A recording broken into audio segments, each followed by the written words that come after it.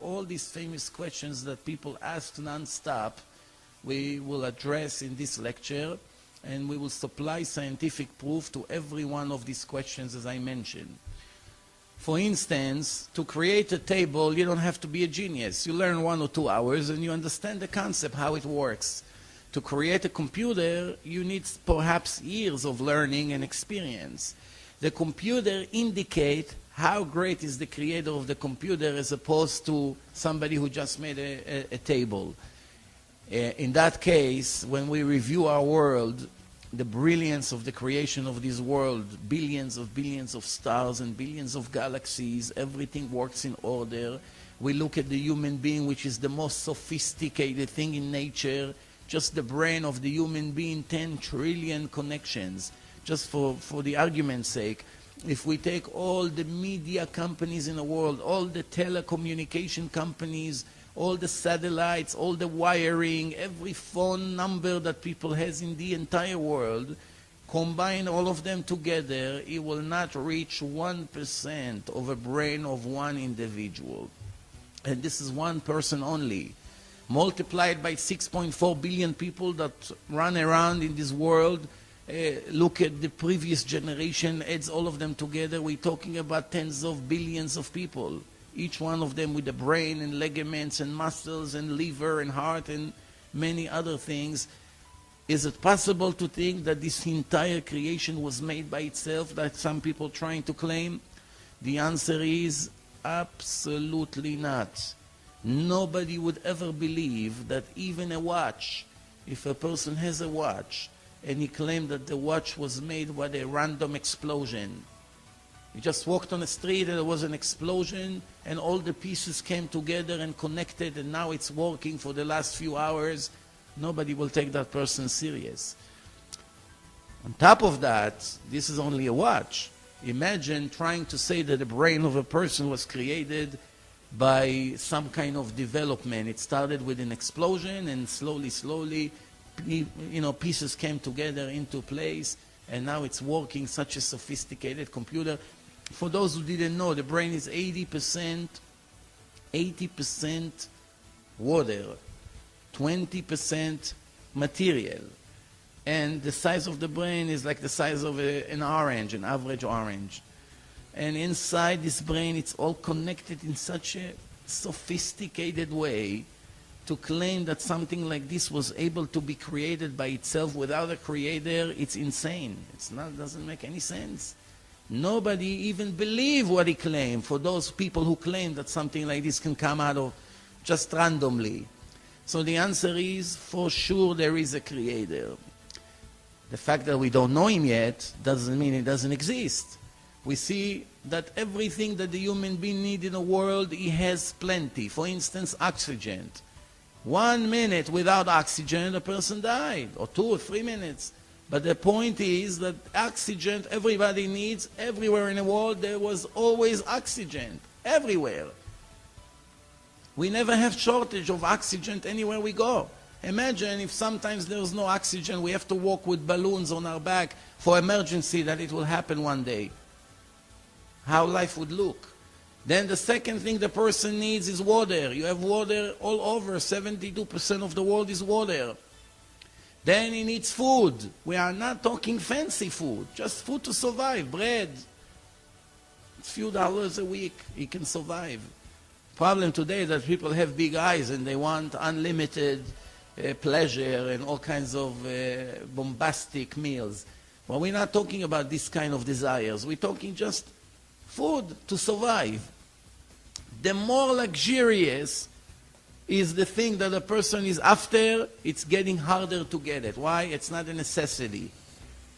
Then one of the other questions we have to address today, is it life after death? As Judaism claims. We have to prove all this. So let's start. According to the Torah, when the Jews received the Torah 3,320 years ago in Mount Sinai, there was 49 days after the exodus of Egypt. The Jews, the Hebrews I should say, were in Egypt for 210 years. Many generations of slavery. Finally, Moses was chosen by God to be the messenger, to be the leader, and take the Jews out of Egypt. As the famous classical story, the Jews exodus Egypt through the ocean, and 49 days, which is exactly 7 weeks after, they stood around Mount Sinai, millions of people, and saw God and Moses having a conversation. The truth is that only the first 2 commandments from the 10 were given to Moses publicly. Everybody heard the first 2 commandments. I am the God that took you out of Egypt. That's the first commandment. The second commandment that everybody heard was, you should not have any other God but me. When God came to say the third commandment, as we read in the Torah, in the chapter of Jethro, the Jews were panicking. They just couldn't tolerate the event. And they say to Moses, please, we can't take this. We're very scared. Why don't you go up to the mountain, speak to this God, and everything he wants us to do, we are willing to do. No questions asked. Later we'll understand. First we do. After all the proofs we saw, we don't have that much to investigate. That was the idea. And Moses told them, don't be afraid. God is not here to harm you. He's only testing you to see, are you faithful enough to follow his laws? And that's how it started. That's basically the beginning, the foundation of Judaism. So we review in the Torah many of the things that affect our life every day, and it's all come down to one question. Is it possible to prove 100% scientifically that this Torah is divine, is really the Word of God, especially when we have a combination of written and oral Torah, 2 Torahs? One is the written, famous book that everybody knows all over the world.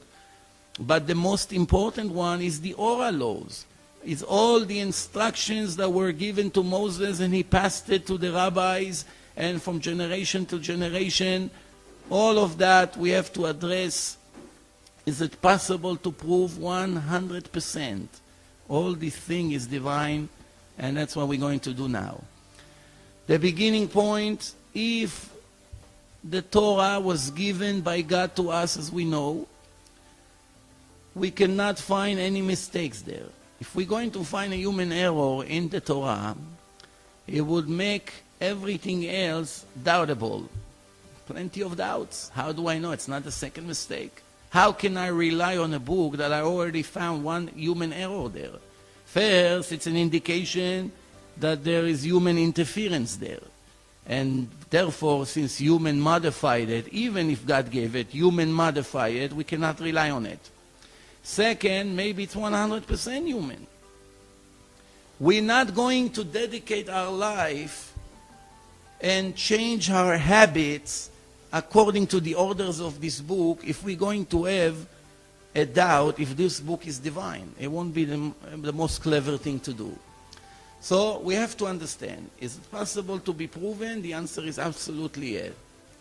As I'm continuing, today we have more than 80,000 religions and cults in the world, and it's growing tremendously. The first religion, in a right chronological order, is Judaism. It started 3,320 years ago. There were many cults before that, as the Torah describes. People worship the sun, they worship the moon, all kinds of false belief.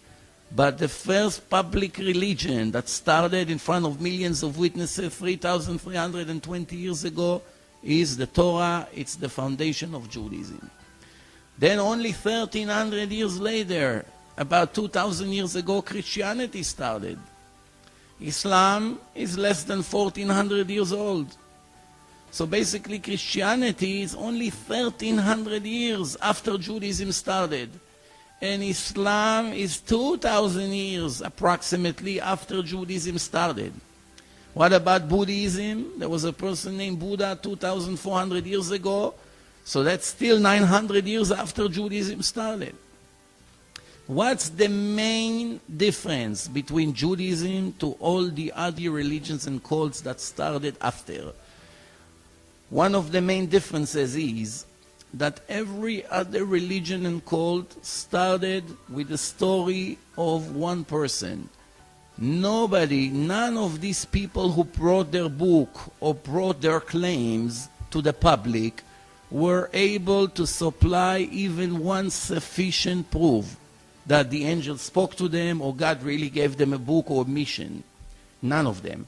I'll give you an example. Obviously, we don't have time to waste on reviewing 80,000 religions and cults, so we'll speak about the three major one or the fourth major one. We'll start with Islam. In Islam, the story is that one day Muhammad came and claimed that Angel Gabriel gave him the Quran. And that's how it starts, and he nominated him to be another prophet after all the prophets.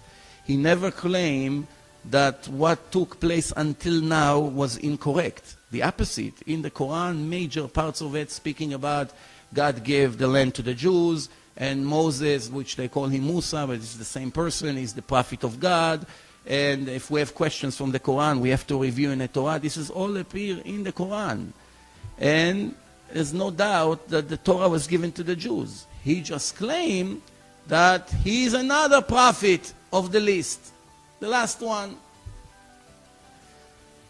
Did he bring any witness that the angel gave him the Quran? The answer, absolutely not. Not even one witness. Later, when we review the Quran, we find many human errors. And I have all the sources with the surahs where it appears in the Quran. It can be reviewed. So, no witnesses. We're reviewing the book. We see human errors. Is it possible to think that God make such human errors? Let's give one or two examples of what does it mean, human errors. He takes some figures from Judaism, like Pharaoh. It's appeared in the Old Testament, in the Torah. And he's speaking about Pharaoh has a meeting with Haman. Haman was a minister in the time of Persia, in the king Ahasuerus. Haman was born approximately 900 to 1,000 years after the last Pharaoh died. There's 1,000 years difference between the pharaohs and the time of Haman in Persia. Pharaoh was in Egypt, Haman was in Persia. According to the Quran, Surah 40, 36, 37, it says that Pharaoh and Haman and their advisor were sinners. They copied that part right. And Pharaoh told his servants, I know you have no other God but me, which means he made himself God. They learned it also from the Torah. And as we continue, it says that I want you to build me a tower that I can go all the way up, etc., etc. But the point here that Pharaoh and Haman could never see each other. The person who wrote that book made a mistake in the right chronological order of the generations, and he thought that Haman and Pharaoh lived at the same time, and he made up an appointment or a meeting between them, which could never take place. As we continue, another example, we know that in history Moses and Aaron were brothers, and they had one sister, her name was Miriam. And also in history there was another famous Miriam, Maria, Mary, depend what nationality you come from. And this Mary was the mother of Jesus. He is Mary, the mother of JC, which lived approximately 2,000 years ago. In the Quran, in Surah 28, verse 7 to 9, it says, it's speaking about the wife of Pharaoh raising Moses. Now we all know, since the Muslims admit that the Jews received the Torah, in our Torah, which was 2,000 years before, it says that the daughter of Pharaoh, her name was Batya, she's the one who found Moses in the Niles, and she took him out and raised him. Not the wife of Pharaoh, the daughter. They made a mistake. They wrote that she was the wife of Pharaoh. Critical mistake, human error. And she says to the people after she found the baby, don't kill him. Maybe we will have a need for him. He will come for us. And they give all kinds of examples. But the main thing here is that he could never be the wife of Pharaoh, because it was the daughter of Pharaoh, and he admitted that the Torah was given to the Jews in public. Another mistake, in Surah 19, 27, 28, it says that Virgin Mary, she is the mother of Jesus, according to Christianity, the New Testament. They speak about her in the Quran. And all of a sudden we find out that this Mary, Miriam in Hebrew, she's the same Mary or Miriam that lived 1300 years prior to that. Which Miriam they claim that it's the same Miriam? The sister of Moses and Aaron, which lived 1300 years before. They mix between two different women, that their name is Miriam, and they made them into one person. And they claim now that Mary or Miriam, she brought the baby in her hand to the people of their town, and they say, "Oh, Maria, what did you bring here? You are the sister of Aaron. Your father wasn't a bad man, and your mother was not a prostitute," which means how you became pregnant if you're not married. So they made the mother of JC the sister of Moses. Such critical mistake that even kids in first grade is unlikely to make. And right after that, Surah 66:12, it says, Maria, the daughter of Amram. Amram is the father of Moses and Aaron. So obviously, they mix between those two individuals. And obviously, God cannot make such foolish mistakes. Many other examples, but of course this is not the subject of this lecture. I just use it as an example for us to understand how do we define human errors in a book that claims to be the work of God. As we continue, I would like to speak a little bit about the New Testament, Christianity. This was written approximately 2,000 years ago. The Christians admit that the Jews received the Torah in Mount Sinai. They just call the Jewish Torah the Old Testament. And they claim that God gave part B, which means where the prophets ended, comes now the story of Mary and Joseph that get engaged. And then he goes out of town and he comes back and he sees his fiancée is pregnant. And what's going on, he asks. And she said, God came to me and made me pregnant. This boy will be something special. This is how it starts. And when we review how the New Testament begins with this story, we find something very, very critical. First, the book describes more than 30 generations between King David to Joseph the carpenter. What's the point?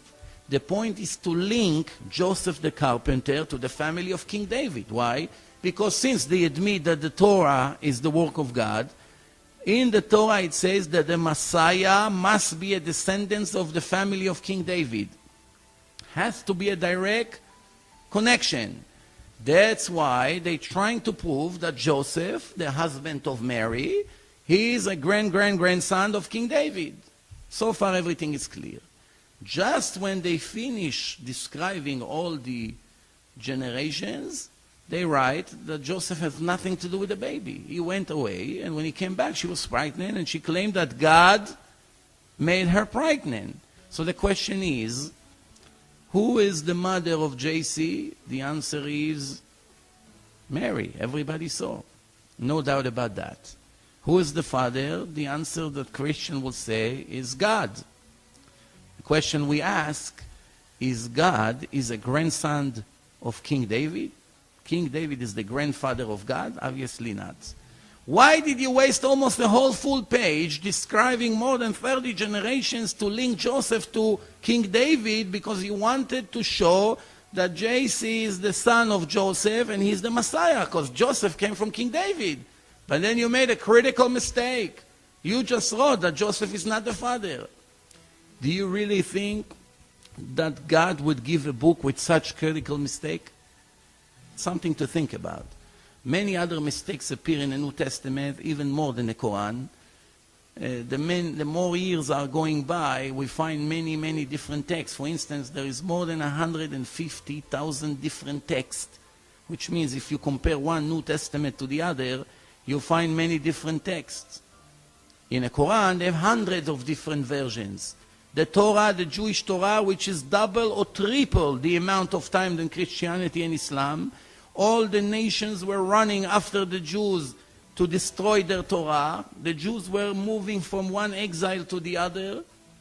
And when the Jews united together in Israel 50, 60 or 80 years ago, they started to come to Israel. They all brought with them the ancient Torah scroll. and it was all the same Torah everywhere in the world. Even though there was no internet, no connection, no telephones, they couldn't know about other communities in the world. Manually, with a feather and ink, they were writing 304,805 letters, and it's all the same. Everywhere you go, the Torah is the same. The New Testament, more than 150,000 different versions. I once asked the Christian professor in one of our debates, I asked him, tell me, if I have a diamond, which is $100 million diamond, original one, and I came to present the diamond to the crowd, and each one of the people from the crowd has a special diamond ready to throw at me as soon as I take my real diamond out. But all the other diamonds is a complete, perfect, fake diamonds. Just when I presented the diamond, all of them threw their diamonds at me. And then what? My real diamond got mixed with all the fake diamonds. There's no way to tell. What happened to my diamond? It's gone. The value will never be the same. Every diamond you pick up, it's 1% or 5% chance that maybe it's real. Nobody will pay you $100 million for it. So I told him, even if your claim is real, that really the New Testament was given by God, it's gone from the world because the original copy will never be found. You have 150,000 different modified books that even if it was divine, it's gone because it was modified completely. Different dates, different names, parts are missing, different spelling mistakes. You can see, you can check, 150,000. Everyone copy manually in the old days, 2,000 years ago, before printing was invented, and it's enough that each person made a mistake in one letter. Every person has a different text than his friend because he has one letter wrong than the other one, and the other one has a different letter wrong. And over the years, 2,000 years, or I should say 1,500 years until they started to print, and that's why you have so many different texts. The Muslims were more careful with the Quran to try to copy it in the original way, but people are people and people are subject to human error. That's why there are hundreds of different versions of the Quran. So, one other mistake in the New Testament, in Act 7, it says that Jacob went to Egypt with 75 people. We all know that when we review in the Torah says clearly that Jacob went to Egypt when his son Joseph was already the assistant of the king Pharaoh. Jacob went to Egypt with 70 people. But what happened to God? He forgot. In the New Testament, it says 75 people. And obviously, it's a human error. There are, as I said before, more examples of such human errors such as this. And I'll give one last example and we'll move on. According to Christianity, in Matthew 5, verse 17 to 19, there is a will, actually a direction of Jesus to his students. He was a Jew and he died as a Jew. He really never started any religion. The New Testament started between 70 years to 300 years after his death. There's all kinds of opinions. But even if we go on the 70 years, which is the minimal difference, we are talking 4 to 5 generations. The people who wrote the evangelists, Mark, John, Matthew, Luke, never saw JC. Everything they will tell us about him, we will have to either believe them or not. They cannot supply one proof to what they say. I can come and say that my grandfather used to walk on water and he used to make magic and was a holy man. Everything I say, it's either yes or no, 50-50. We'll never have a proof for that. Now it's the question, do you want to believe me or not? Do you want to base your entire life based on a story like this or not? When we begin to review their books, we find so many contradictions. For instance, in one book, it describes all the generation from Joseph the carpenter all the way back in history to King David. And in another book they describe it, but there are more than 20 different mistakes. Over here it's described A, B, C, D, E, F, G, and over there it's a complete different orders with different names. What really happened in history? Is this the right way or is this the right way? Both of them cannot be correct. God doesn't make such contradictions. In history, in generations, in the right order, it's impossible. Here is an example from Matthew 5. This is what JC tells his student. Do not think I came to contradict the Torah or the prophets. I did not come to contradict, I came to fulfill. I'm telling you today, if heaven and earth will be destroyed, you can still not erase one letter from the Torah, even a part of the letter. They will all remain forever. Therefore, if someone will contradict one of the smallest commandments and will teach differently to others, will be cursed by the kingdom of heaven. Again, Matthew 5:17 to 19, which means, according to the hero of Christianity, which is JC himself, no one of his followers is allowed to modify the one instruction from the Torah. For instance, his followers are not allowed to eat pork, because the Torah says it's forbidden. They're not allowed to violate the rules of the Sabbath. And many other examples. Obviously, we don't see Christians that follow the laws of the Torah. They have their own laws which contradict completely the Torah. So what happened? If you're faithful to JC, why don't you listen to him? If he is the most important figure in Christianity, the mandatory thing would be that every Christian in the world, there's close to 2 billion Christians in the world, they will follow his instructions strictly. And yet we find that nobody listens to his orders. And it's clearly in the New Testament. I gave 2 or 3 examples here. The truth is that I have hundreds of examples. And we don't have the time to show all of them. If you're interested, just go into my website, divineinformation.com, and you click the debate, and you watch a 3-hour debate, and you're going to see many more examples of what human errors are considered. We move on. As one more last thing about mistakes in the New Testament is that it says that the cave when Abraham, Isaac, and Jacob is buried is in the city of Nablus. Shechem, Nablus. Everybody knows that it's in the city of Hebron. What happened to God? He doesn't remember where is the cave of Abraham, Isaac, and Jacob? Is it possible, such a thing?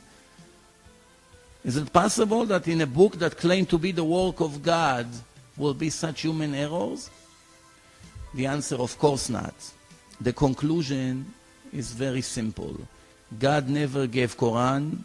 God never gave the New Testament. People wrote it, and people, as genius as they may be, they make mistakes, contradiction, because it's very difficult to write such a long book in 1 or 2 days. It takes weeks.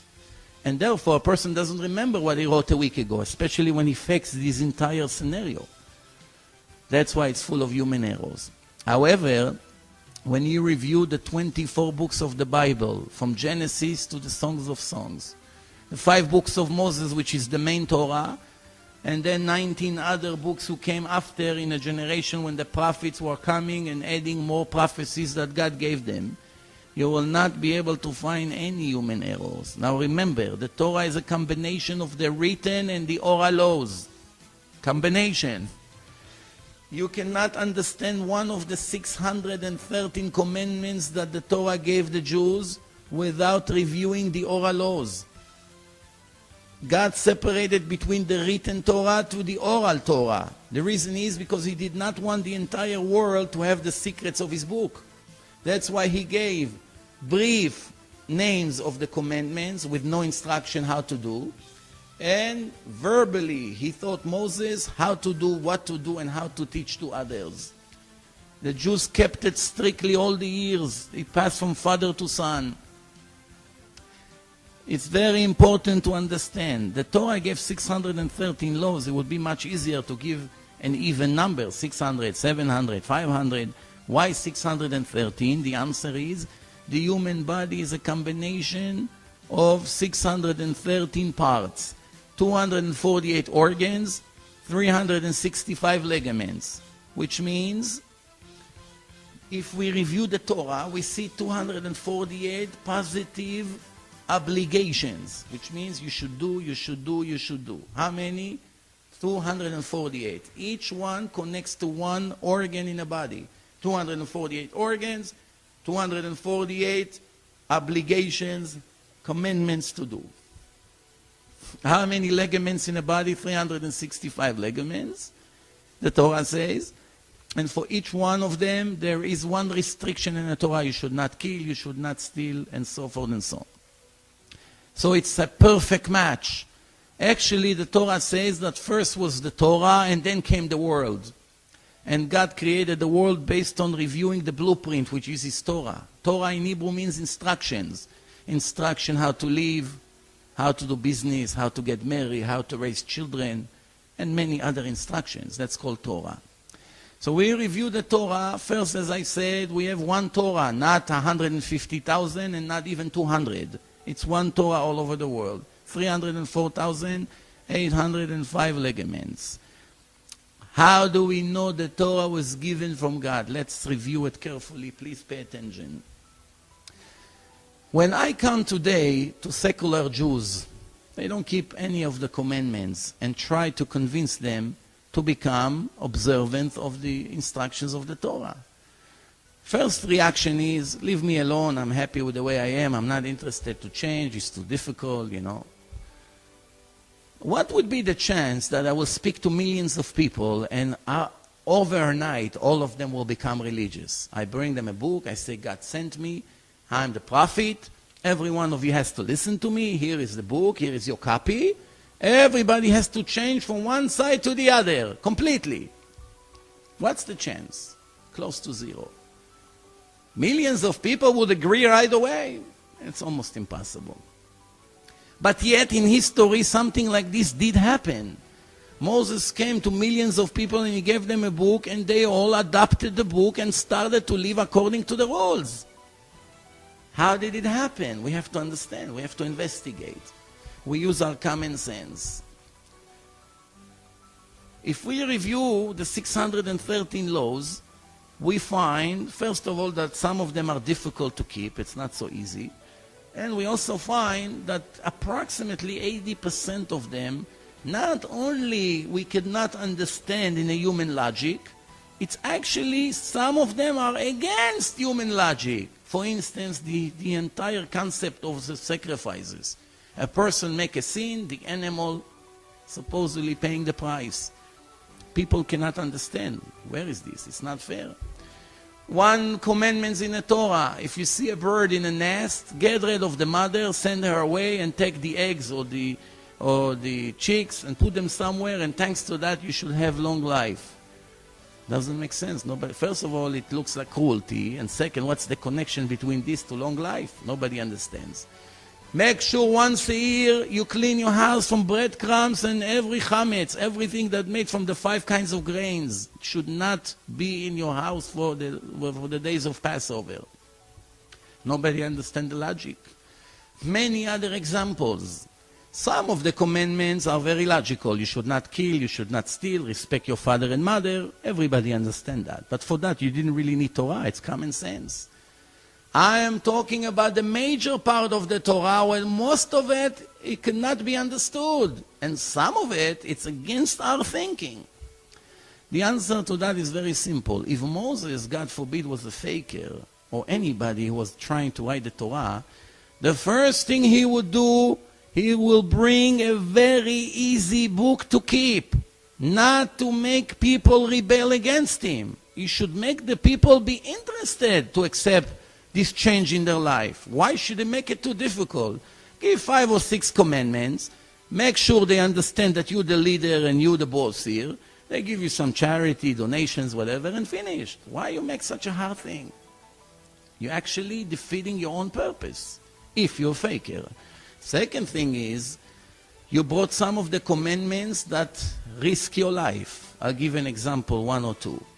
When Moses gave them the book, this is the only book in history that the book that was given to the public supposedly by God, right? Everybody claimed that God gave them a book after. But here we have millions of witnesses that receiving a book from Moses. When they open up the book and they read, who are they reading about? About themselves. No other book, no other religious book later address the people who are receiving it as part of the book. The Jews are the integral part of the book.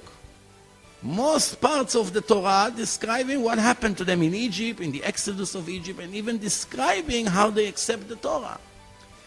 If the 100 miracles that describes in the Torah, when some of them are against all odds, blood in Egypt, frogs everywhere, hail are falling from heaven, every firstborn Egyptian is falling and dying, the 10 plagues, and the exodus of Egypt, the Jews are going through, and the Egyptians with their heavy army are drowning, and then bread is falling from heaven, and so many miracles described there. When the Jews receive the Torah, all they have to do is to find one human error in a book. Who knows better than them what really happened in reality? Since the book describing what happened to the Jews themselves, and they are the one who reviewing it now, the first thing they had to do is raise their hand. Excuse me, Moses, what is this dream? You brought us this book, you claim that God gave it to you, very fine. But when we review it, there are things that never happened to us. It says that we were in Egypt. I don't remember we were in Egypt. It says that God split the ocean for us and we went through. I don't remember such a thing. It says that I'm receiving bread from heaven every day. I don't receive it. But the most important, critical thing here, that inside the Torah it described that God is speaking to Moses himself. And all the nation of Israel is listening to this dialogue. If Moses was pretending that somebody is whispering in his ear and he pretends that he's answering back, you're right. Maybe it's all a show. But here, inside the text, it says that all of you that I'm giving you today the book, all of you heard me, Moses, speaking to God. Yes or no? No other way. If you heard me, I cannot fake such a thing. I cannot fake conversation with God. God is speaking to me from heaven. So that means all of you heard. No questions asked. You don't need proofs anymore. God nominated me to be the leader. If one of you did not hear me, then he would scream to everyone, I'm sorry, I never heard. And that's the first mistake in the Torah. Judaism will never start. Nobody will agree, especially when they were trying to do everything to avoid. Nobody wants now hard work and to change his life completely. Yet, it becomes even more sophisticated. Thousands of them were married to their aunts, which means your father is, let's say, 40 and you are 20, and your father has a young sister, she's 18, and you want to marry her, no problem. There are people who get married when they're cousins. They still get married until this day.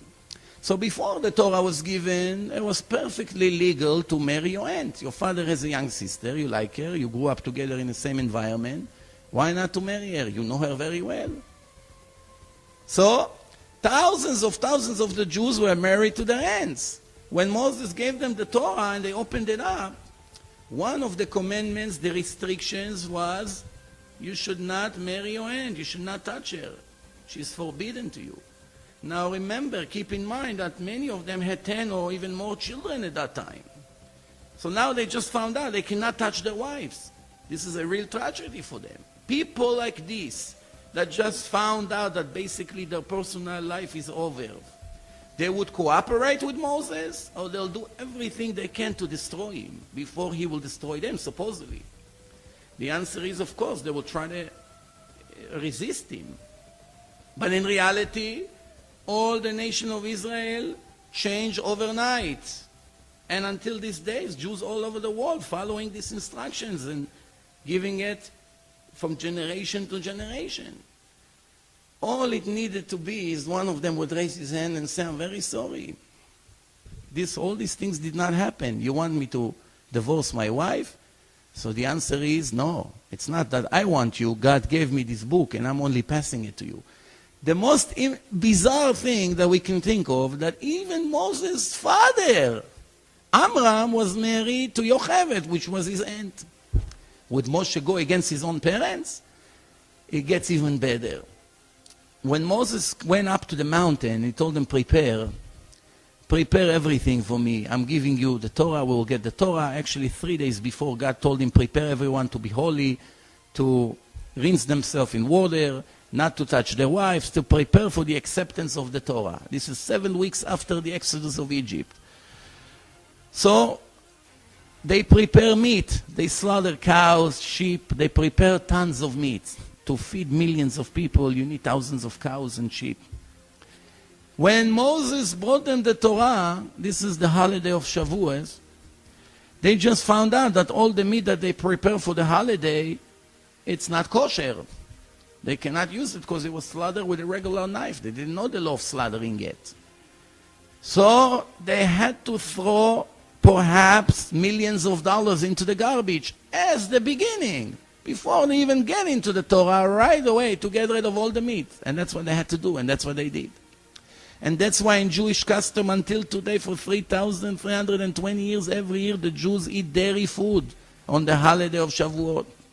Why? There was no time to prepare new meat. You have to slaughter the animal, to put salt, to wait until all the blood comes out. It's hours. It takes a long time. There was no time. The holiday started. So that's a custom that is being transferred from generation to generation. When we review the Torah in Deuteronomy chapter 4, we find something very interesting.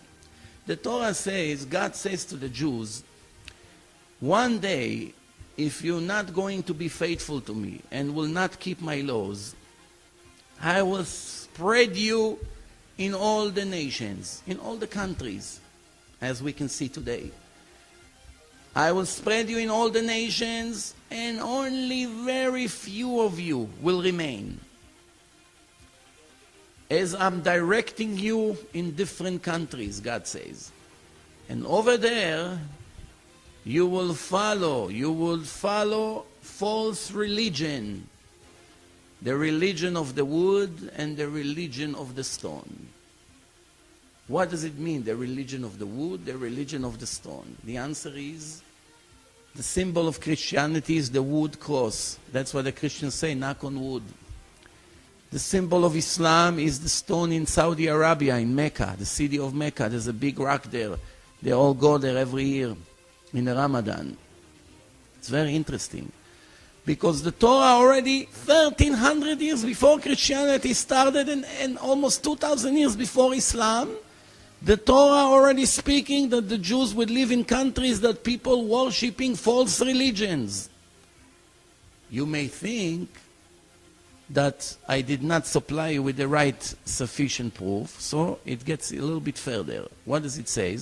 We have equal mathematical skip inside the text. Codes are hidden inside the text. An equal minimal skip of 50 letters. Inside the letters, the CD, Mecca, Mem, Kaf, Hey in Hebrew, 3 letters, appears in equal skip between the Mem, the Chaf, and the Hey. In this verse, it gets even better. The word Yeshu, which means Jesus, Yud, Shin, Vav, 3 letters, appear in the same verse in equal mathematical skip of 50. Yud, Shin, and Vav. 2 words that symbolize Christianity and Islam are hidden inside the text of the Torah close to 2,000 years before they came. Is it possible for a human being to write a book and give it to people and inside write that there will be a person named Jesus and a city called Mecca and that symbolize 2 phony man-made religion? Is it possible? What person would know such a thing? The answer is no person, only the creator of the world. We move on. As my next example, the Torah said to the Jews, be very careful, do not modify the Torah, do not add 1 word, 1 letter, or do not erase 1 letter. This is in Deuteronomy chapter 4. So, it's very interesting because over the generation the Jews knew that it's subject to penalty and severe punishment. They were very careful to copy it in the original way. Once every 7 years, the king or the leaders would gather the people in groups and go over the entire Torah and make sure that nobody copy it wrong. And there was one exceptional here and there. They were match their Torah to the majority of the people and see that they have a mistake. And they they fixed the mistake immediately, and that's how they kept the Torah in the original way. And one of the very interesting things is we review in Deuteronomy chapter 4, verse 32 to 35, this is what it says. God said to the Jews, go and check in history. From the time God created Adam on earth, from one side of the world to the other side of the world, did a nation ever heard the voice of God speaking to him from the fire with magics and strong hand? Did God ever try to take a group of people from a larger group of people and to make a covenant between him and them? Did it ever happen? It will never happen. There's a promise right here in the Torah that God promised to the Jews, even though there will be many people who come later on and fake a beginning of a new religion, I, God, will make sure that the stories of these people will only be a story of one individual with no witnesses. I will prevent in any way that this person will bring any witnesses to back up the story. Even though we know it's a lie, you still can fake and bring two phony witnesses to back up your story by teaching them what to say. God say, trust me, I will never let it happen. Why? I don't want to confuse my nation, the Jews.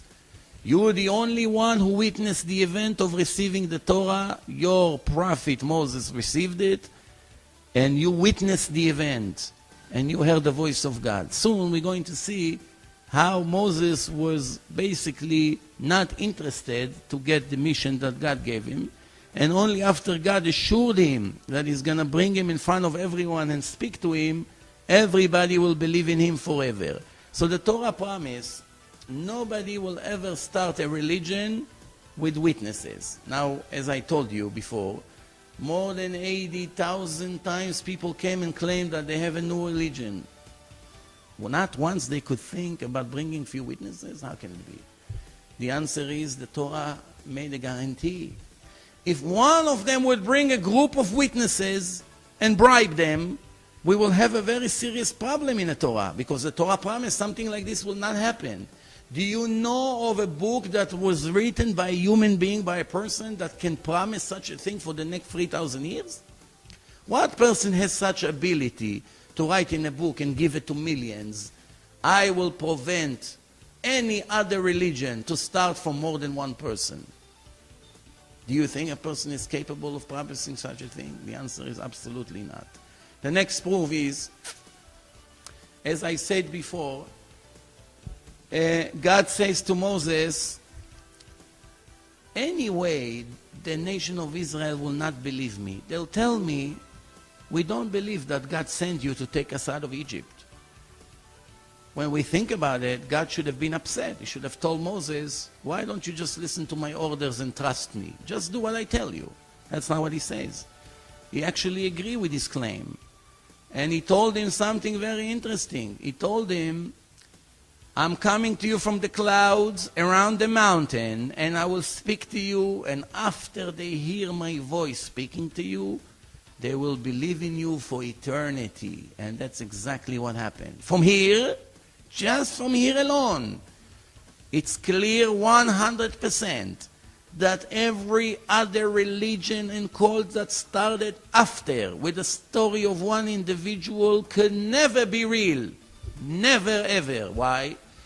God is not interested to give a new religion or a new prophecy to someone whispering in his ears or in a closed room.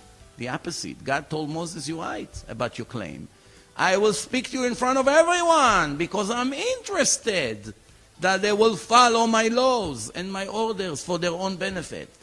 Why will I hide with you somewhere and whisper it to your ear that they all will have 50% doubt forever if it really happened or not? So we see that God's idea was to give his truth to the people publicly, not like Mary came in a dream and nobody can ever prove it, or like Muhammad came from the desert and claimed he got it from the angel Gabriel with no witnesses whatsoever, or Buddha came 2,400 years ago and claimed he saw the light. Nobody ever witnessed that event, and so forth and so on. As I move on, I move to the next proof. You know, when we review the Torah, the obligations to the nation of Israel is different than what people think. When you ask a person, do you believe in God? Some say yes, some say no, some say I'm not sure, some say 90%, some people say I have some doubts. There's all kinds of opinions. The Torah never obligated the Jews to believe in God. The opposite. In science, believing means not knowing. When a person says, I believe in something 70%, he actually said, I do not believe in that something 30%. If you say, I believe 99%, that means you still have 1% doubt. But the Torah did not say to believe in God. The Torah said to know that God exists. To know that He gave the Torah. To know that He's the boss of everything.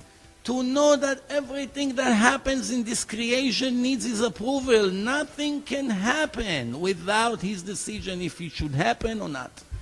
Nothing whatsoever. All these obligations appear in the Torah in the language you should know, not you should believe. I can give some examples. In Exodus 6, you should know I'm your God. And in Exodus 17, you should know I'm your God. And in Exodus 31, you should know it's a sign between me and you for generations to know that I am your God, not to believe, to know. And Deuteronomy 4, it says, your eyes saw to know that God is the master. Deuteronomy 4, it says, you should know today and return it into your heart. That God is the only one, there was no other before Him, and there will never be another one after Him. So obviously we see the entire obligation is speaking about knowledge.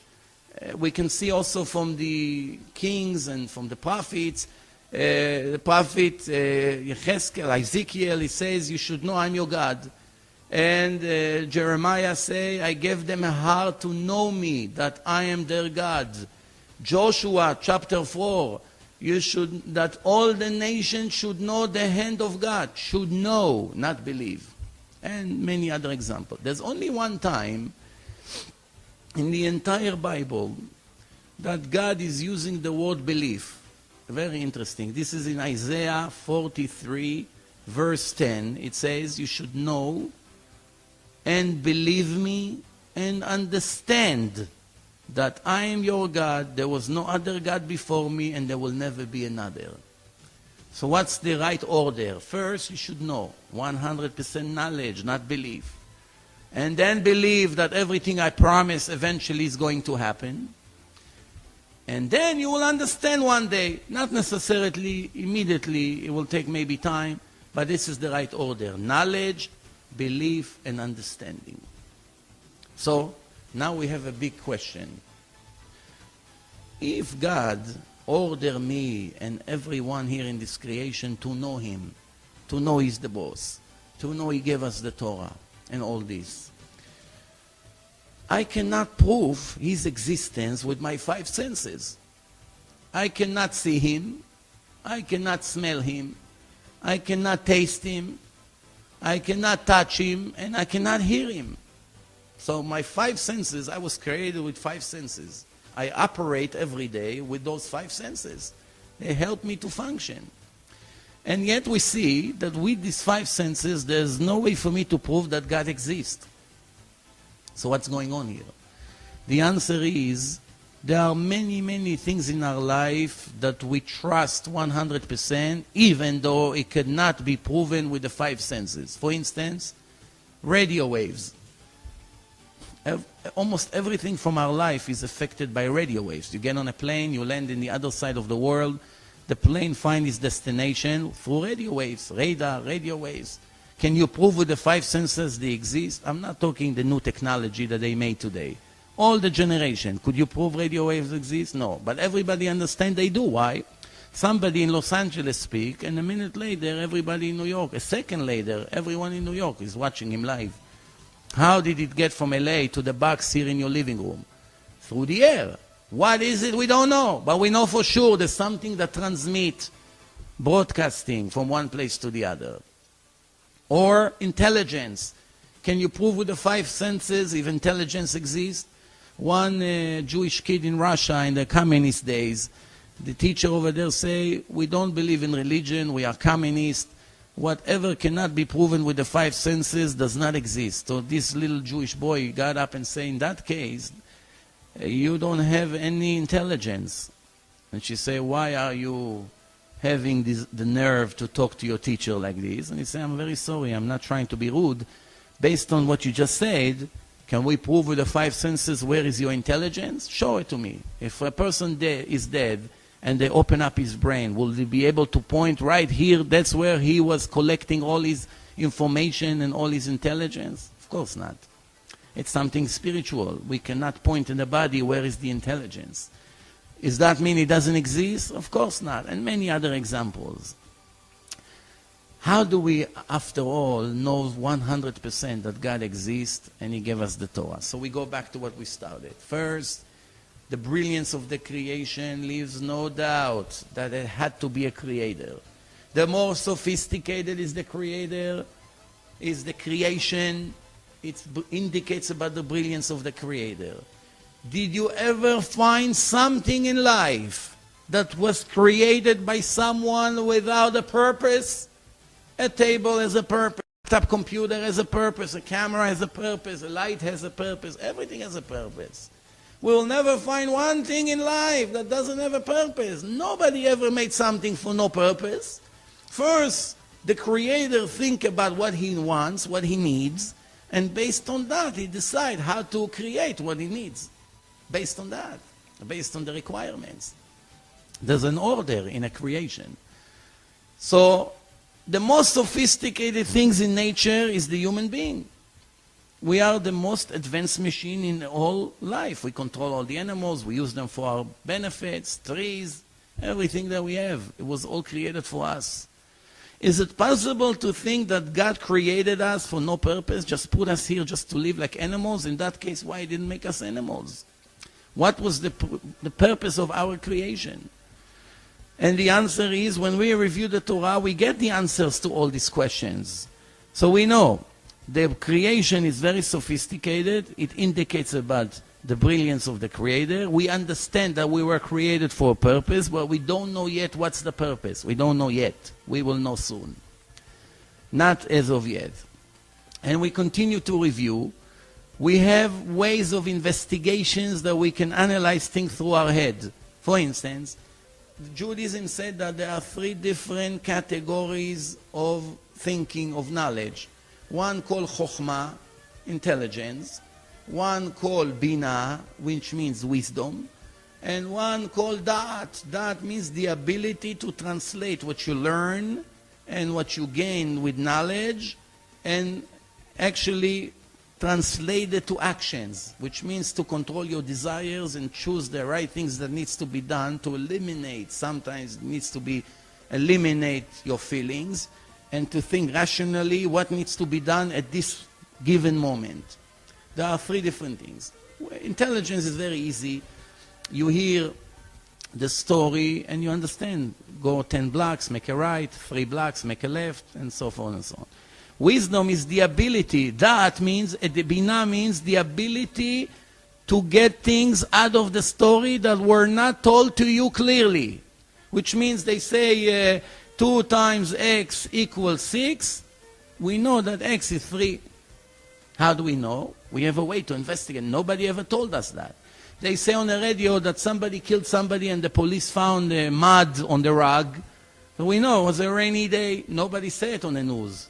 We are able to find the missing details in a story. That's called bina, the ability to know one thing from the other. That is the most important thing, which means the Torah says if you have it, if you reach that level, you are the most perfect human being on earth. If you don't have it, you have nothing. What do you mean? I have buildings, I have real estate, I have cars, I have jewelry.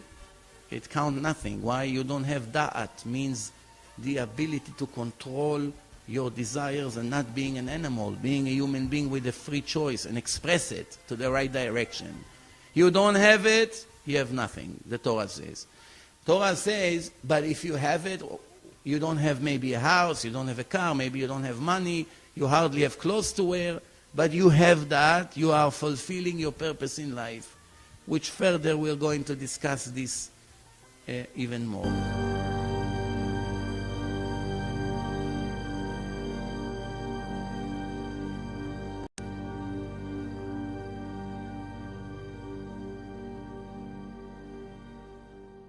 We are starting now the second part of the lecture, and there are many ways to analyze Judaism and the Torah and to prove that it can never ever be given by a human being. No human being whatsoever, even all the people combined with all the technology that we have today, take the greatest people ever lived, combine all their intelligence together, they won't be able to write one chapter in the Torah. Not even one. No people, as smart as they may be, can tell the future, what's going to happen 1,000 years or 2,000 years later. No people in the creation has complete control on nature. Nobody. Do you know a person that know any species, any animal that lives here, ever lived here before? Obviously, we don't have this ability. Let's see in details some of the things that are appeared in the Torah that leaves no doubt that can never be written by a human being. First way to analyze the Torah is the way it was transferred from generation to generation. The second way is the mathematical equal skips that the Torah has. There are hidden codes inside the text. Mathematical minimal, I repeat, minimal is very important. Codes, equal skips of letter that the creator, the writer of the Torah planted words in this time, 3,320 years ago, and those words apply to our generation. Leaders in our time, events that we have right now, current events, are appeared inside the Torah. Obviously, no person was able to write about what's going on in our time 3,320 years ago. As I said before, prophecies. The Torah is full of prophecies. Of course, the prophets is full of prophecies. There are divine wisdom in a book that a person was unable to know. There is complete control which comes to psychology and archaeology. Everything the archaeologists ever found, first they digged inside the Torah and inside the prophets and the kings. And based on the Torah over there, they knew where to start digging. They did not look in any other book. The source of all the archaeologists all over the world is what the Torah says. When the Torah spoke about King David, they knew where he lived and they were looking for his tower and his city, and they found it. When the Torah speaks about the altar that Joshua built after they came out of Egypt and he took Moses' place, it's a mountain called Eval. They went over there and they found that altar. Without the source, they'll never know where to find. So that's archaeology. The archaeology confirmed the story of the Torah 100%. Psychology. What does it mean, psychology? Psychology means if Moses, God forbid, is a faker like some people want to claim, why will he write about himself in a Torah that is stuttering? You will never find one derogatory comment about Jesus in the New Testament. One hint against Muhammad in the Quran. Never, in no Muslim books or Christian books, ever you'll find criticism against those heroes. But when you review Jewish books, the 24 books of the Bible, they are full of criticism. God gave it to the prophets or to the king of that time or to Moses before that. And the Torah and the prophets and the kings is full of criticism. Negative comments against the Jewish heroes, the leaders, if they did something wrong. All the positive as well. But the negative is mentioned 100%. Nobody covered things under the rug. Why? Because it's an objective divine book. All the other books were written by people who worship that symbol. And obviously they were not interested to write the truth about them. Only what they wanted you to know.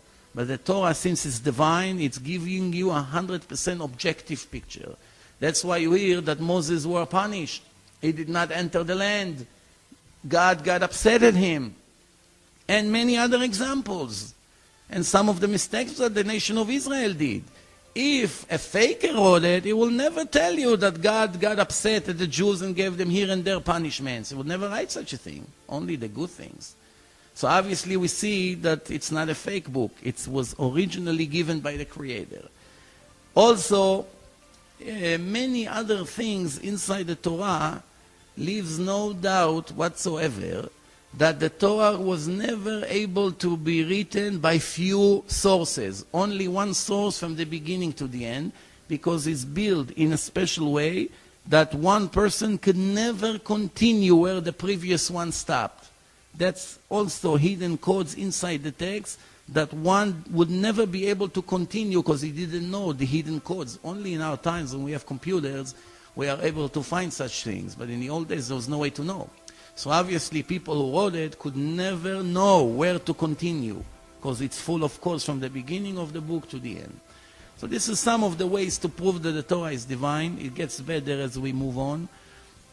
The first actual proof that I want to show from science is that the Torah describes what the Jews are allowed to eat. And this is what the Torah says to the Jews in Deuteronomy chapter 14, verse 9. The Torah says, this is what you're allowed to eat in the water. Everything that have fins and scales, you are allowed to eat. God said to the Jews, I put 2 witnesses in the body of all the species who live in the oceans. If you find scales and fins in the body of that creature, you're allowed to eat it. Whether it's a fish, whether it's something else, it doesn't matter. 72% of the world is water. How deep we were able to reach? So the indication that we have is 11.5 kilometers, which is about 8 miles, about. Very deep. There are more than 40,000 different kinds of fish. There are billions of different species in the ocean. When the Torah was given, more than half of them were not exist. Why? They merge together, they create new species all the time. Artificially, scientists all over the world are mixing between different kinds of species to create new ones for different reasons. Those who are there are included in what the Torah says to the Jews. In any generation, the Torah is for you and your children until the end, the Torah says, forever. What you want to eat needs to have 2 signs, fins and scales. This is the written part of this commandment. What about the oral part? When we go into the oral Torah, so the Mishnah was given in groups, Mishnayot. In the chapter of Nida, chapter 6, the 9th Mishnah, this is what it says. Everything that have scales, for sure have fins. I repeat. Everything you're going to find in the ocean from now until the end of this material world. If you found scales that you scratch it and they are falling off, at the same body, I promise you, you also have fins, guarantee. You don't have to investigate, guarantee. Which means, if a Jew is sick in a hospital and somebody brought him half a fish, he doesn't see the fins, but he sees scales. Here, you can cook it for yourself for lunch. And he sees scales, he doesn't need to see the fins. Why? The oral law promise by the creator of all fish and all the oceans, if you have scales, for sure you have fins. Don't worry about it. First question, why the writer of the book is trying to impress me by scientific knowledge? The Torah, after all, is a religious book. It's instructions what to do spiritually. Why are you trying to impress me that you have a complete knowledge about the whole world? Question number 1. Question number 2, do you know a person that is able to write 3,320 years ago that you will never find from billions and trillions of things that are moving in all the oceans? You'll never find even one that has scales and doesn't have fins? It's impossible. In order for you to write such a thing, you have to write simultaneously everything that exists right now in a world, and to write, you will never find such a thing. No person has this ability, only the Creator himself. Plus, we see right here that he has a complete control about the future, because he was not talking only about his time. He's talking from his time until the end of the creation, which means forever, as long as the world exists. Do you know a person that has complete knowledge and control to prevent such a thing from happening in the future? that one day they'll be able to merge two different species and create something with scales that doesn't have fins? Just all we have to find is one snake with scales. Snakes don't have fins, they have tails. That, God forbid, will be the first mistake in Judaism. Obviously, something like I just mentioned to you now could never ever be written by a human being as brilliant as he may be. Only by the creator of the world. And this is one out of thousands of examples. We're going to show a few of them there. The rest you can always find later on. As I'm going now to the second example, to the second proof, as the Torah says that when it comes to eating, also there is a formula. Two witnesses. It needs to chew his cud, the animal. In order for the animal to be kosher, it needs to chew his cud. The animal processes their food. And have split hooves in the bottom, in their legs. That's the two signs in order for it to be kosher. Today, we know we have in the archives more than 2 million different species of animals. 2 million, we name them. And it's very interesting that the Torah comes and describes to the Jews which animals are kosher, like cow and sheep and even a deer. It's kosher animals that if a person wants to eat it, a Jew is allowed. It's very interesting. The Torah says, but be careful. There are 4 animals that may fool you, and they are not kosher. Don't be fooled by them. This is in Leviticus chapter 11. The Torah says, everything that have split hooves and chew his cud is kosher. But the Torah says, but be careful. There are 4 exceptional animals that may fool you. They may fool you. How they fool you? They have only one sign. And this one sign may lead you to think that they're also kosher. Be careful, they are not. Only 4 out of 2 million. The camel, the pig, the rabbit, and the hare. Either they chew their cud or they have split hooves. Chewing his cud means after the food arrives to the stomach, it comes out, it exits the body into the mouth or in the back of the animal, and the animal swallow it again back into the system and redigest it. You know, so that's called ma'ale gera. In Hebrew means chew his cud. There are different ways of doing it. The concept is to redigest the food, re-swallow it and redigest it. The rabbit, the hare, the camel, and the pig, 4. All it needs that one person, one scientist or anybody will bring a 5th kind of animal. It will bring something out of nowhere and say, I just found this animal and it also has one sign, but it's not mentioned in the Torah. So therefore there are more than 4, but the Torah said there's only 4. What happened to God? He did not know what he created? He doesn't see the future? Torah says he controls the future 100%. In that case, we will have to admit that it will be the first mistake in the Torah. Don't forget, 3,320 years. Everybody is still searching for that animal. What do you think? They're going to find one? The answer is absolutely not. Why? Torah is divine. God gave it, and he knows what he put here in the world. We have to admit that no human being, even today with today's technology, can memorize 2 million different names of animals, to know their internal creation and their external creation, to see all of them simultaneously, how they mix and create all kinds of new things, and to promise that there are only 4 and not more. That's obviously divine information, not human information.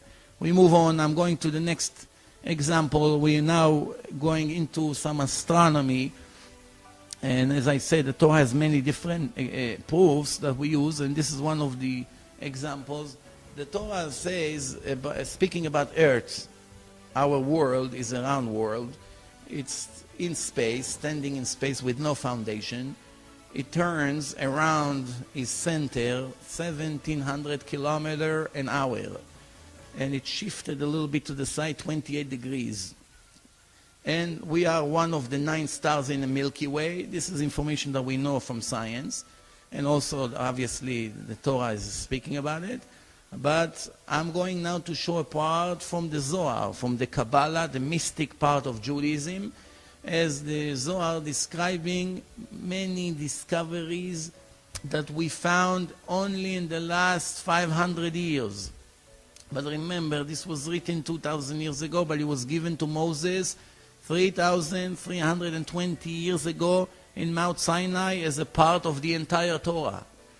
The Zohar says, the Kabbalah, the whole world is turning around like a ball. Until 500 years ago, everybody argued about the shape of the world. Is it flat? Is it round? Is it has different shapes? No one was sure 100%. Columbus, when he went on his famous trip and ended up in the same port, then the argument ended. It was 500 years ago. People realized the world is round. The Zohar was 1,500 years before Columbus. And the Zohar said the entire world is round like a ball and is in a round movement. 2 major discoveries. Not only is round like a ball, it's also moving, even though we cannot see it. We are here. Obviously, a person was unable to know such a thing at that time. So we are turning around. The third discovery that we can find in the Kabbalah, in the Zohar, and there are people who live in different parts of the ball. One in one side and the others on the other sides. And they are different in their face, image, and color based on the climate of every one of these continents where they live. Very interesting. So, only 100 years ago, in the beginning of the previous century, the scientists found that the genes of the people are influenced by the air and the climate where they live. So if your genes are into the white color, or you have genes that go into the dark color, it's all depend where you're going to live. After hundreds of years, the white slowly can turn into dark, or the other way around. So that's explain why in some parts of the world it's all black people, and in other parts it's all blonde people with blue eyes. And the only nation who looks like everyone are the Jews. You have Chinese Jews, you have black Jews, you have blonde Jews, you have dark Jews, you have Jews that looks like European, all kinds of Jews. Because the Jews is the only nation who were moving from one place to the other, running away from the pogroms and the problems that they had. They always live in different countries. They never had, in the last 2,000 years, a place to live after the destruction of the Second Temple. So the Zohar says, the genes are influenced by the air that we breathe. Today it's a scientific fact. The fourth one, it's all in one page in the Zohar. The fourth one is, it says that you should know that once it's darkness in one side of the ball, it's light to the other, which means he knew the relationship between earth and the sun. The sun is 100 times wider than the earth. And the distance from the sun to the earth, it starts, the heat inside the sun is 15 million degrees Celsius. By the time it gets to earth, it's 30 degrees, 35, 25, exactly what the people need to live. Very interesting. And the Zohar continue and say there are people on the top of the ball, and there are people in the bottom. What do we learn from here? Gravity. People are not falling into space, a magnet. The Zohar knew about it way before the scientists found out about it. And also, one other thing, it says there's a place on earth that it's always light there. And there's a short period of time of darkness. It's talking about the North Pole, when they have long seasons that it's all dark, and they have long seasons that it's all white. But even when it's all dark, when it's all light out there, there's a very short period of time that it becomes dark and then becomes light again. Now remember, the first time in history that a person arrived to the North Pole was 1908, only 100 years ago. This was written 2,000 years ago, 1900 years before a person stepped on the North Pole. How did he know? A person could never write such a thing in a book so many years ago. So this is all information that leaves no doubt that the person was unable to write it. Only the creator of the world was able to give such information. And the Jews never claim that they discover it or that they are great scientists. No. They admit this is all that what we received in Mount Sinai from our God. We did not discover it. We just have it, and we transfer it from generation to generation. The next example, it's from the Talmud and the chapter of Brachot, page 32, speaking about the number of the stars in the universe. As we know, until the year 1608, when Galileo Galilei came with his telescope, which was 6 feet wide, the whole entire world, they were thinking that there is between 6,000 to 8,000 stars in the entire universe. Obviously, we couldn't see more than that, so that's what people thought. They were standing on mountains and counting the number of the stars, and this was basically what people believed. When Galileo raised his telescope for the first time, they found that there are many more stars that we couldn't see. So the world understood that there are many more galaxies that we couldn't see until now. When we review the Gemara, the Talmud, we find something very interesting. The Gemara brings a conversation between God and the nation of Israel, of the chief rabbis of that time, and God saying to the chief rabbis, to the sages, I created 12 sections in heaven, 12 different sections. This is, by the way, where the horoscope is coming from, the signs and everything, the 12 signs. And in each section, I created 30 army. And in each army, I created 30 legion. And in each legion, I created 30 raton. And in each raton, I created 30 karaton. And in each karaton, I created 30 gistera. And in each gistera, I hung 365,000 multiplied by 10,000 stars, which is 4 more zeros. And all of that I created for the nation of Israel. And you have the nerve to ask, how did I forget you and how did I neglect you? So it's a conversation between the sages to God. They complain after the destruction of the second temple, dear God, how did you do that to us? And the answer of God is, this is what I created, and all of that I did for my children, the nation of Israel. As the Torah says in another place, you are my children, I chose you from all the nation to be mine. So it's clear in many different places. And I did all of that for you. And you have the nerve to think that I would ever leave you? Let's calculate together what it comes down to. 12 sections, it's 12, times 30, times 30, times 30, times 30, times 30, times 365,000. Add 4 more zeros. What do we get? 10 to the power of 19 stars, which means 1 and 18 digits after. This was written 2,000 years ago approximately, and that's actually was given to Moses in Mount Sinai 3,320 years ago. And let's see what the scientist has to say in our generation about the number of the stars in the universe. In 1990, Dr. T. Brewhurst from Queen Mary College in London had a research with mega computers, and he found there's 10 to the power of 19 stars in the universe. The interesting part is that the Gemara divides it to 7 different categories. We have what the Gemara say mazalot, sections, the scientists called galactic cell. What the Gemara says chayil, army, local groups of galaxies, the science called. What the Torah say legion, they call galaxies. What the Torah say raton, they call galactic areas. What the Torah calls karaton, they say groups of galaxies. What the Torah says gistera, they say globular group of stars. What the Torah says stars, they also call stars, which is very interesting. 7 sections, each one is inside the other, all together 10 to the power of 19 stars. Now let's think rationally. 2,000 years ago, the Gemara, the Babylonian Talmud in Babylon, was written after 1300 years that the Jews transferred verbally from rabbi to student, finally was concluded and written by the President of Israel, Rabbi Yehuda HaNassi, the President. So, over there, it gives us information that nobody could dream about. Nobody could dream 2,000 years ago to write such a number of stars. Actually, the Gentiles came to the Jews and say, you have to make up your mind. You said in the Torah that God blessed Abraham, that his descendants is going to multiply like the sand on the ground and like the stars in the universe.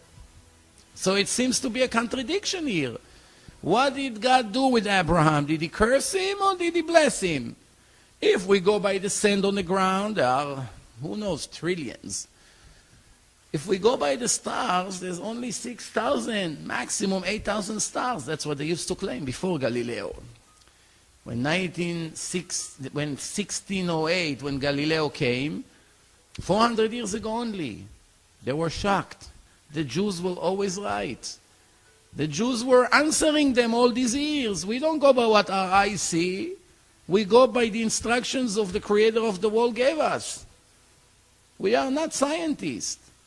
We came here, we only follow what the Torah told us. So it's very interesting.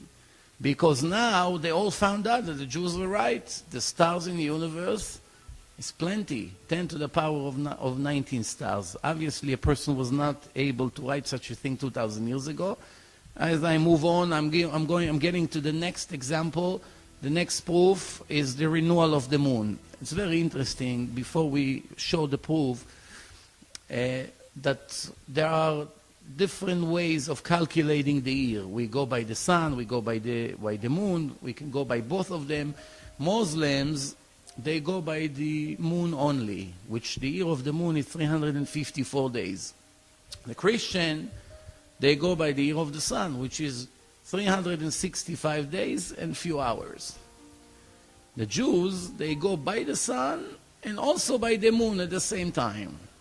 Now remember, there's 11 days and few hours gap between the year of the sun and the year of the moon, which means every 3 years approximately there's a gap of 1 month. It adds up, 3 times 11, almost a month. It's very interesting because the Muslims, since they go by a shorter year, the fast of the Ramadan is moving every few years from the summer to the winter. The holidays are moving to the summer, to the winter. The Christians also had a problem with the calendar, so every 4 years they have February 29th. Only every 4 years, once every 4 years. The Jews have supposedly a problem. What is the problem? Inside the text of the Torah, the written Torah, it says that God says to Moses to celebrate the holiday of Passover. And it must be always in the spring, always, not in the winter, not in the summer. It has to be in the spring. And actually God named Passover in different names. One of the names is the holiday of the spring. Since it has to be on the spring, how do you make it fall always in the spring when you have a problem between the year and the year of the sun and the year of the moon? Comes the oral Torah, and this is what it says. In the Midrash, it says, at that time, God taught Moses all the calculations of the moon and the year of the moon, and informed him how to calculate leap years. As the Torah says, observe the month of the spring and make Passover. Which means he had to teach him the secret how to balance between the year of the sun and the year of the moon. And it's very interesting. Every 19 years, the Jewish people push into the calendar seven extra months. Every 2 to 3 years, we have 13 months in a year. Instead of 12 months, an extra month. Why? If Passover is about to fall short around March, when it's still cold, we pushed an extra month into the calendar, which makes it Adar Aleph and Adar Bet, duplicate. First Adar, second Adar. This is a Jewish month. By doing that, we postpone Passover by a month and it falls in the spring. Every 2 to 3 years, it's still falling short, and we push it again by 1 month, and therefore we make sure that Passover always falls in the spring. Now, after this introduction, let's go into the Gemara, into the Talmud, and chapter of Rosh Hashanah, the beginning of the year, and it's in page 25. This is the Gemara. What the Gemara says, it's incredibly, unbelievable. It's hard to believe. The Gemara says that 200 witnesses came to the president. His name was Rabban Gamliel, to testify about the renewal of the moon. Now remember, there was no calendars yet. Today we have a calendar. The grandson of Hillel, the president of Israel, approximately 1700 years ago, he wrote a calendar, and until this day we use this brilliant calendar. But before that, the Torah says that 2 witnesses come to the Jewish court. They knew approximately when to expect the renewal of the moon, which means at the beginning of a new month in Judaism. So the witnesses just testified. We saw it right now, and they announced that it's the first day of the month, and they begin to count manually the days, and therefore they know when the holidays are. It's very interesting that 200 witnesses came in a cloudy day to the president of Israel, Rabban Gamliel. He was sitting in a court and waiting. And they told him, right now, it's the renewal of the moon. And he told them, I'm very sorry, all of you are wrong. He's sitting inside the building, they came from the outside. How can we all be wrong? He said, we have a calculation that we receive from generation to generation, all the way to Moses. For 1300 years, it passed by tradition. What is it? The renewal of the moon can never be less than 29 days and a half. And 2/3 of the hour, and 73 parts of the minute. Let's calculate. After we calculate 29 days, we all know what it is. In a half, it's 12 hours. And 2/3 of the hour, it's 40 minutes. 2/3 of the hour. And 73 parts of the minute. After the calculation, we receive 29.53059. That's the calculation of the Torah. Now let's review what the scientific world has to say about the minimal cycle of the moon according to their research and measurement.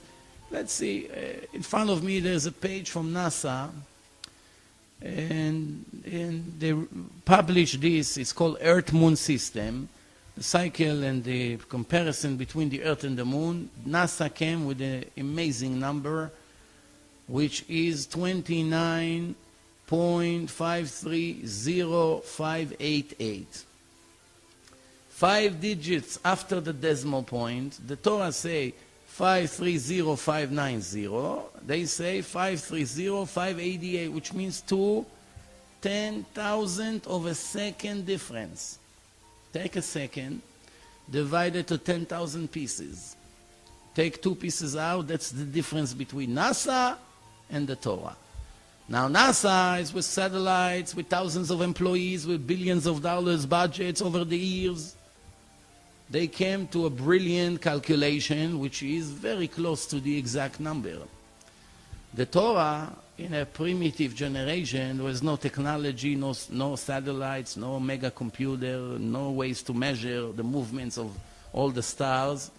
The Torah gave us the number just as a gift. This is what it is. Who told us? The creator of the moon.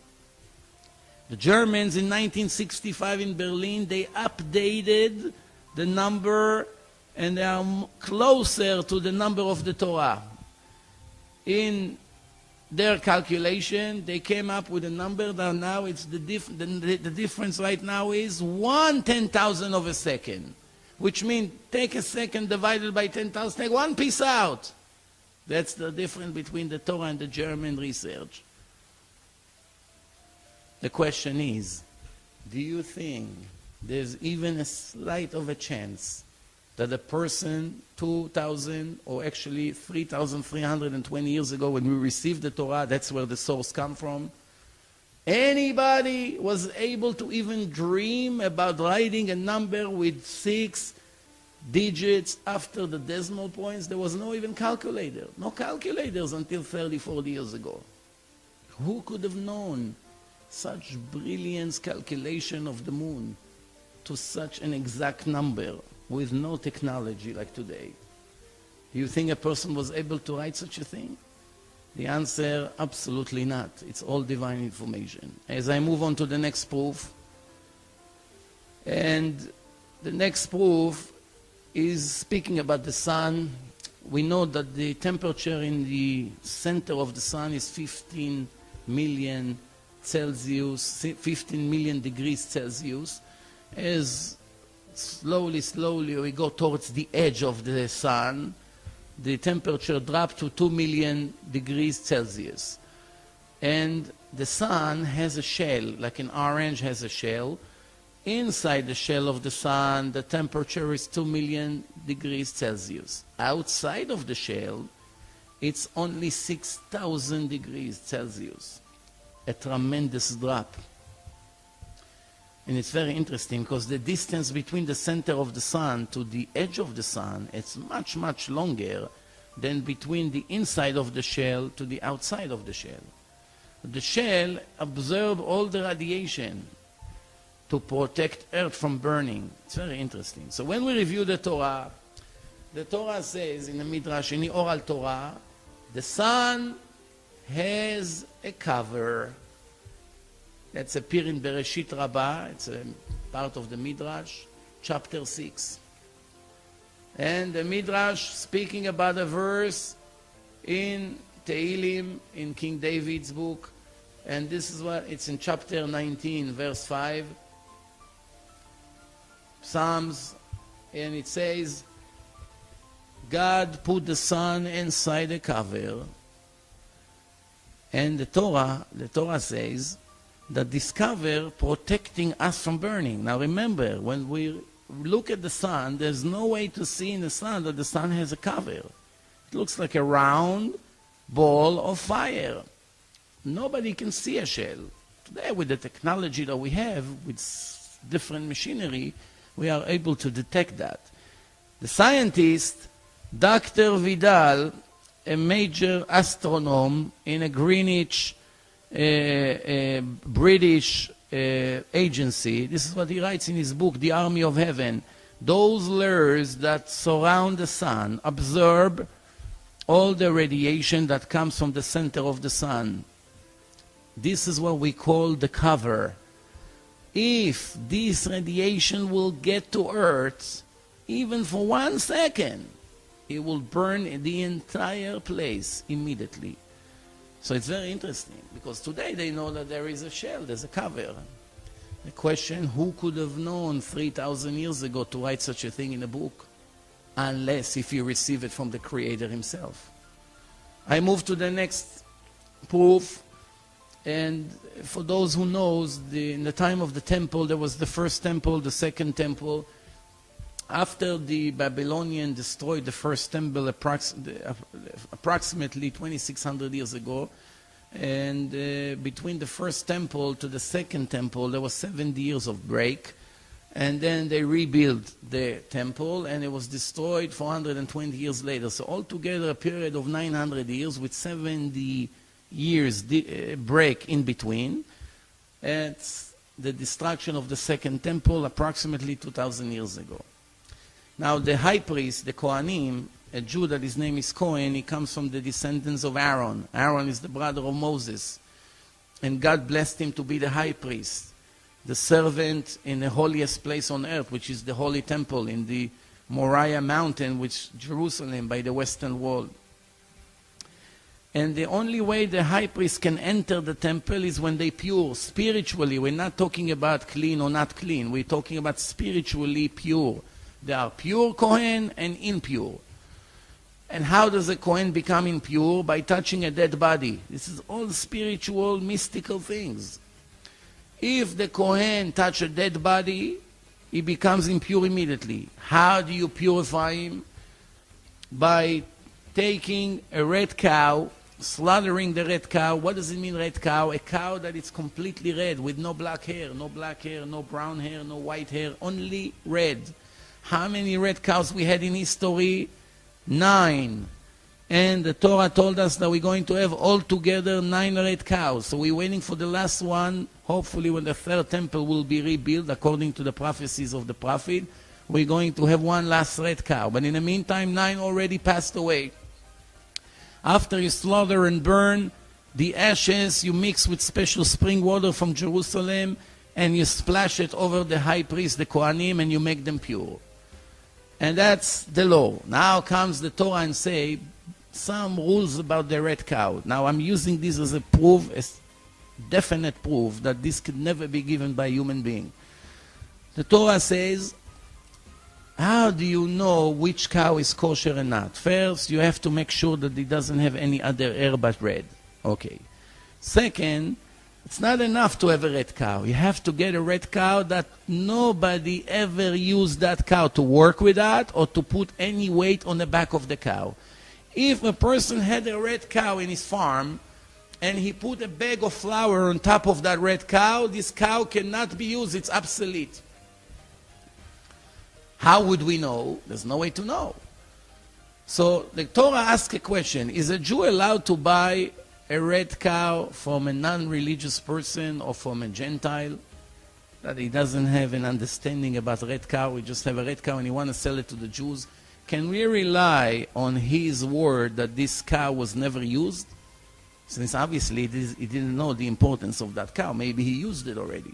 And when he found out that you're not allowed to use it, not necessarily is going to tell you the truth, because the difference between a regular cow to a red cow could be millions of dollars in our time. So the answer of the Torah, absolutely yes. You can buy it from him and you don't even have to trust his word. There's ways to tell. As usual, 2 witnesses, 2 signs. And this is what the oral Torah brings us a story. The Torah says there was one Gentile.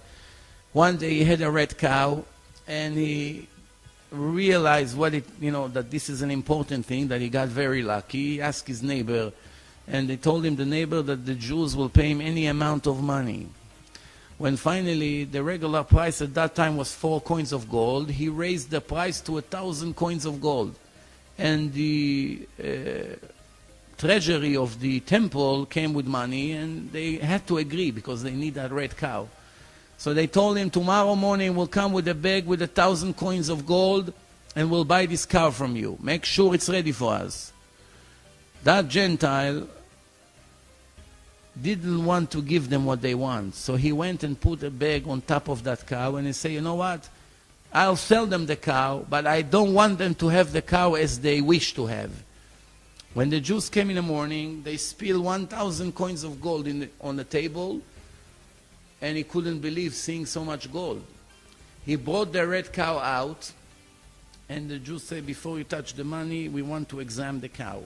One rabbi looked at the eyes of the cow, the other one looked at the neck of the cow with a magnifying glass, checking something. The Gentile didn't understand what's going on. And after a minute, the rabbis told him, we're very sorry, there's no deal. The deal is off. What happened? You put, from yesterday to today, you put weight on the back of the cow. The Gentile asked, how do you know that I put weight? You were here to see? So we don't need to be here. We know God told us when he gave us the Torah in Mount Sinai, the secret of this red cow. What is the secret of this red cow? Once you put weight on the back of it, or even you sit on the cow, or any weight is put on the back of the cow, from that moment, the eyes of the cow become cross-eyed. It doesn't go straight as it was, ever again. And there's another sign. There are 2 hairs in the neck. Those 2 hairs are falling down, and there's no way to raise them back. Never. You can brush it as much as you want. They keep falling down. Those are the 2 signs to know that this red cow was used, and now it became obsolete. Now I want to ask you a question. What human being would even dream to look in the hair of the cow? There's probably millions of hairs. First of all, how would he know that this is one of the signs?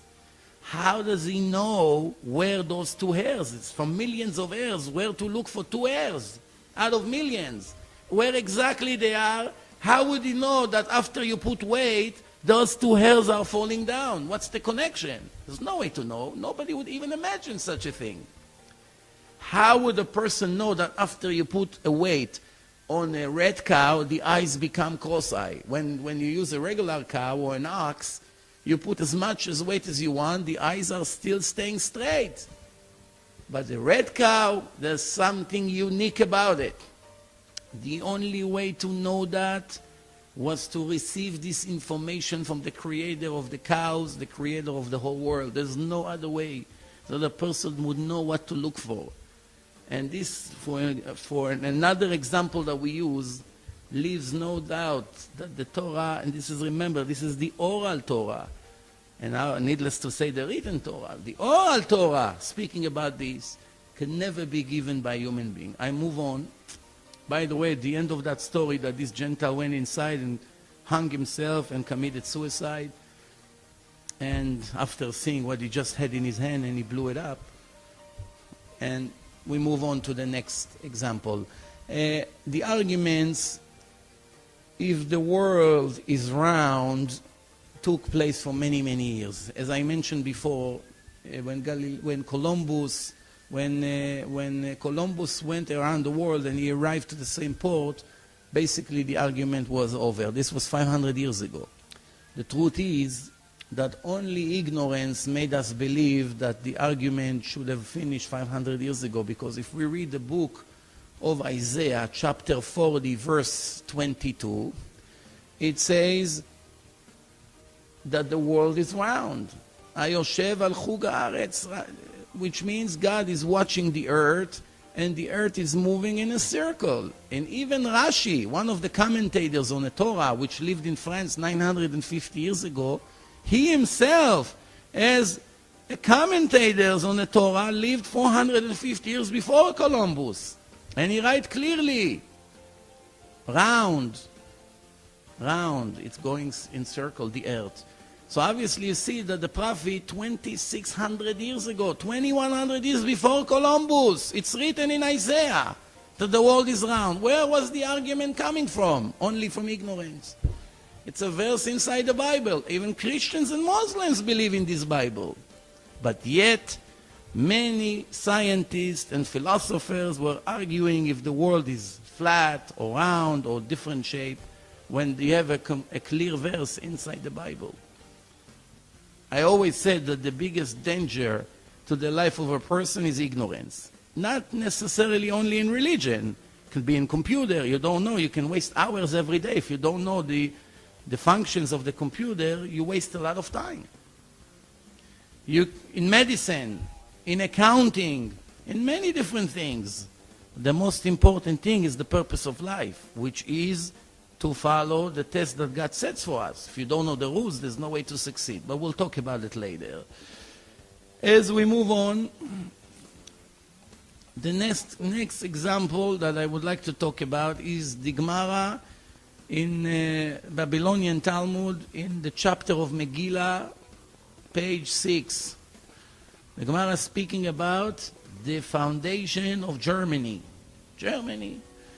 And the Gemara says that Rabbi Yitzchak says, in the name of Jacob, one of the three fathers, that Jacob says to God, don't let my brother Esau succeed in his plan. His plan is to destroy my descendants. Remember, this is twin brothers, came from the same mother, Jacob and Esau. And in their lifetime, they were already enemies. And their descendants, the descendants of Jacob, his name was changed to Israel in the Torah, and the Jews came from him. And Esau was the European, the Germans, the Nazis, and many other countries that came from him.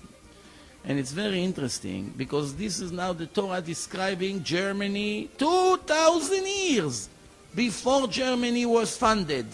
There was no country Germany 2,000 years ago. Nobody could know the name. But it's inside the Talmud, clearly. The Talmud says that Jacob was hoping that God will not make Esau successful. Why? Because his descendants will arm the nation of Israel.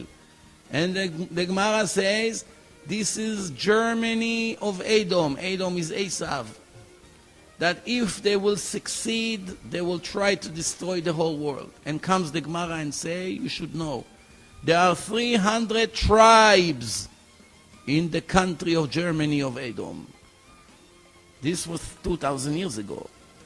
Only 200 years approximately ago, there was a person named Bismarck who took all the barbarian tribes in Germany and combined them into the German Republic. After he did that, later, years after, it became Germany. And how did he make Germany? From what tribes? Bavaria, Silesia, Westphalia, all these tribes. He combined them together. And if you open encyclopedia, the word Germany, you're going to be amazed. It's clearly, I'm quoting from the Hebrew encyclopedia, but all the encyclopedias copy one from the other. Germany had 300 tribes that united together to one country, to one. It's very interesting. In the Hebrew encyclopedia, it's in page 432, Germany.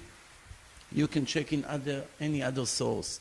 The question that I have is, who could have known first that there will be a country that comes out of this Asaph from the Bible that will be called Germany? Remember, when it was written, there was no Germany. Nobody knew that name. Who could have ever dreamed that this Germany will be a combination of 300 tribes? Do you think a person, a human being, it could be a brilliant human being? Do you think he could have such knowledge 1800 years before Germany will be born? From where? Where did he get this information from? The answer is, it's all divine information that was given to us by the creator of the world. By the way, speaking about Germany, in an interview with Adolf Hitler himself, it's also, I'm quoting from the Hebrew Encyclopedia in the word anti-Semitism, page 530, they interview Hitler. It comes from conversation with Brauching, conversation with Hitler. And this is what he says. Yes, we are barbarians. It's an honor to us to be barbarians. I'm releasing humankind from the spiritual cord and from the tortures, from the despicable tortures of this illusion that call conscious and ethic. Two defects Judaism brought to life. One in the body and one in the soul. In the body it's called circumcision, and in the soul it's called conscious. This is all Jewish invention. The war in this world is only between us and them, the Germans and the Jews, and everything else is all illusion. It's very interesting, because whatever he say, he didn't even know what he's saying. It started right there in the Torah, when Jacob and Esau, if you read in the beginning, in the first few chapters, it described. It started there. The descendants of Esau continue what their father wanted to do. And the Torah gave us the name, Germany. Is it possible that this information came out of people? For sure not. Speaking about the Holocaust, in the Torah, many people ask this famous question, where was God in the Holocaust? It's a good question. But this question, unfortunately, comes from ignorance. Why ignorance? If the Torah was not mentioned, if the Torah was not mentioning the Holocaust, then I understand. But since the Torah described the Holocaust 3,250 years before it started, where the question comes from? The Torah said that once the Jews will be assimilated with all the Gentiles, which it's forbidden to them, God did not give them permission, and they leave the Sabbath, they leave the covenant, they take off their yarmulke, and they behave like the Gentiles, they forget about religion, and obviously many other problems that we had. There will be time that I'm going to close my eyes, like I'm not there. Why? Because the Jews has the nerve to say, where is God? I will show them where is God. I will not be there. I will block my eyes from seeing their torture. You may ask, okay, how do we know that speaking here is speaking about the Holocaust? The Jews had many other pogroms and problems, the destruction of the first temple, the second temples. Millions of Jews were murdered, not only from 60 years ago. How do we know that we're speaking about the Holocaust? It's very interesting. Open Deuteronomy chapter 31, verse 16 to 18. And this is how it starts. Vayomer Hashem el Moshe, and God told Moses, you're going to lay down with your father, which means you're going to pass away, and this nation is going to rebel against me and follow foreign gods in the countries where they're going to live, and would leave me and annul my covenant that I made with them. And at that day, I'm going to be very angry, and I would leave them and block my eyes from them. And they're going to have many tragedies. And at that day, they will scream, God is not with us.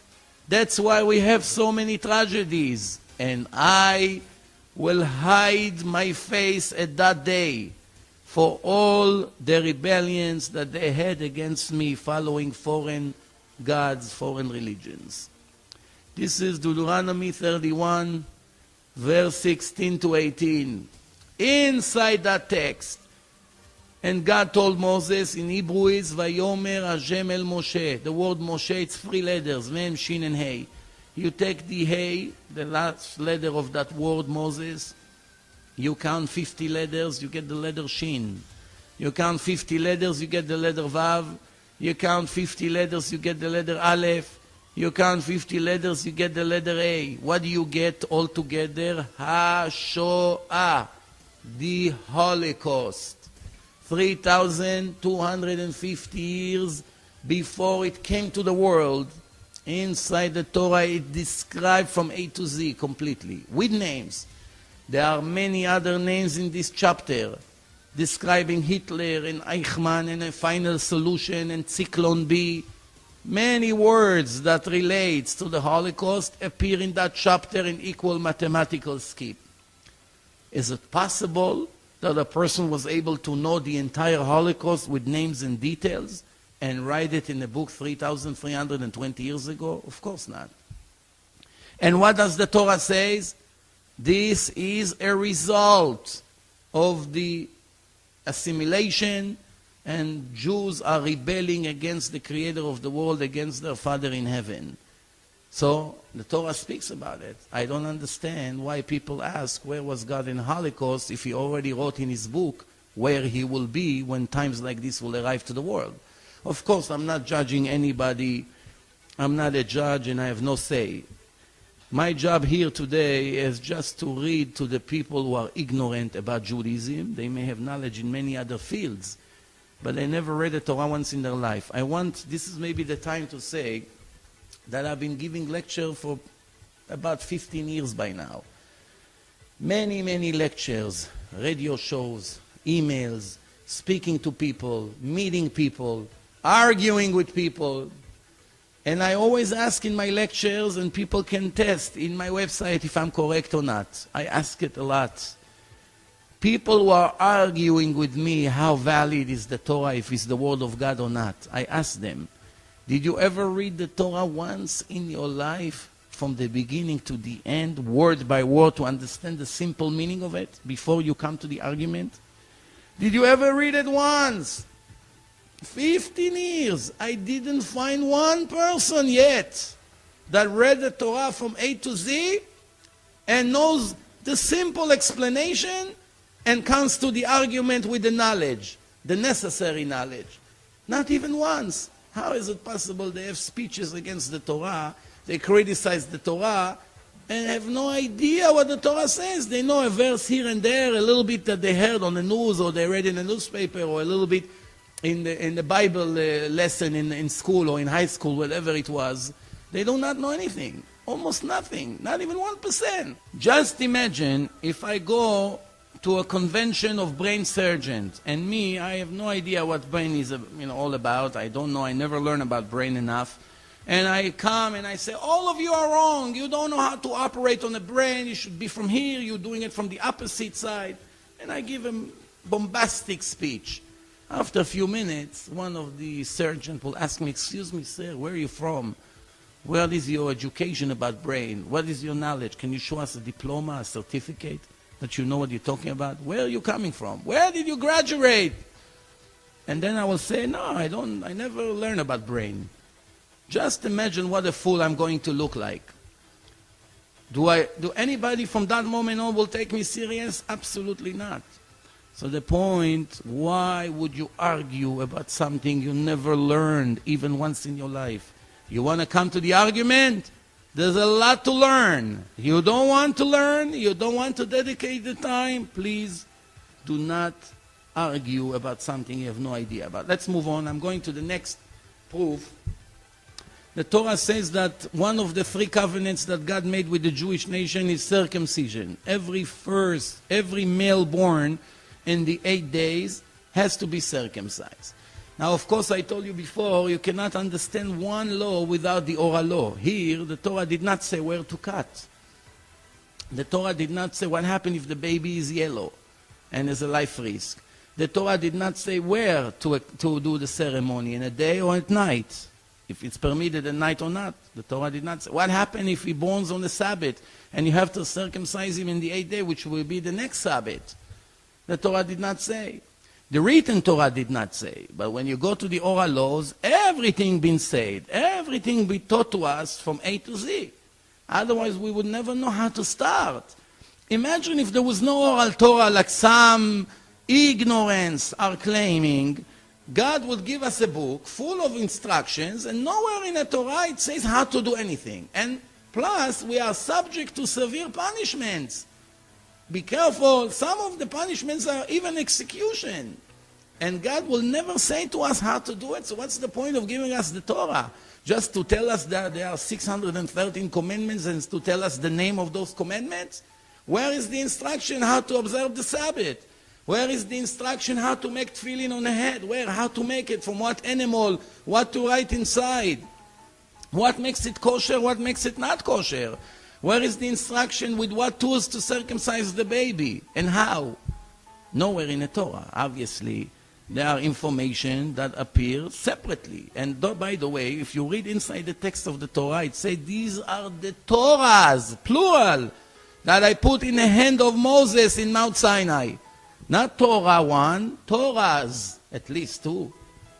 Also, in another place in the Torah, it says that God told Moses, he's speaking to him about a sacrifice, and he told him, as I showed you in the mountain. But he does not describe what he showed him. He knew, Moses knew.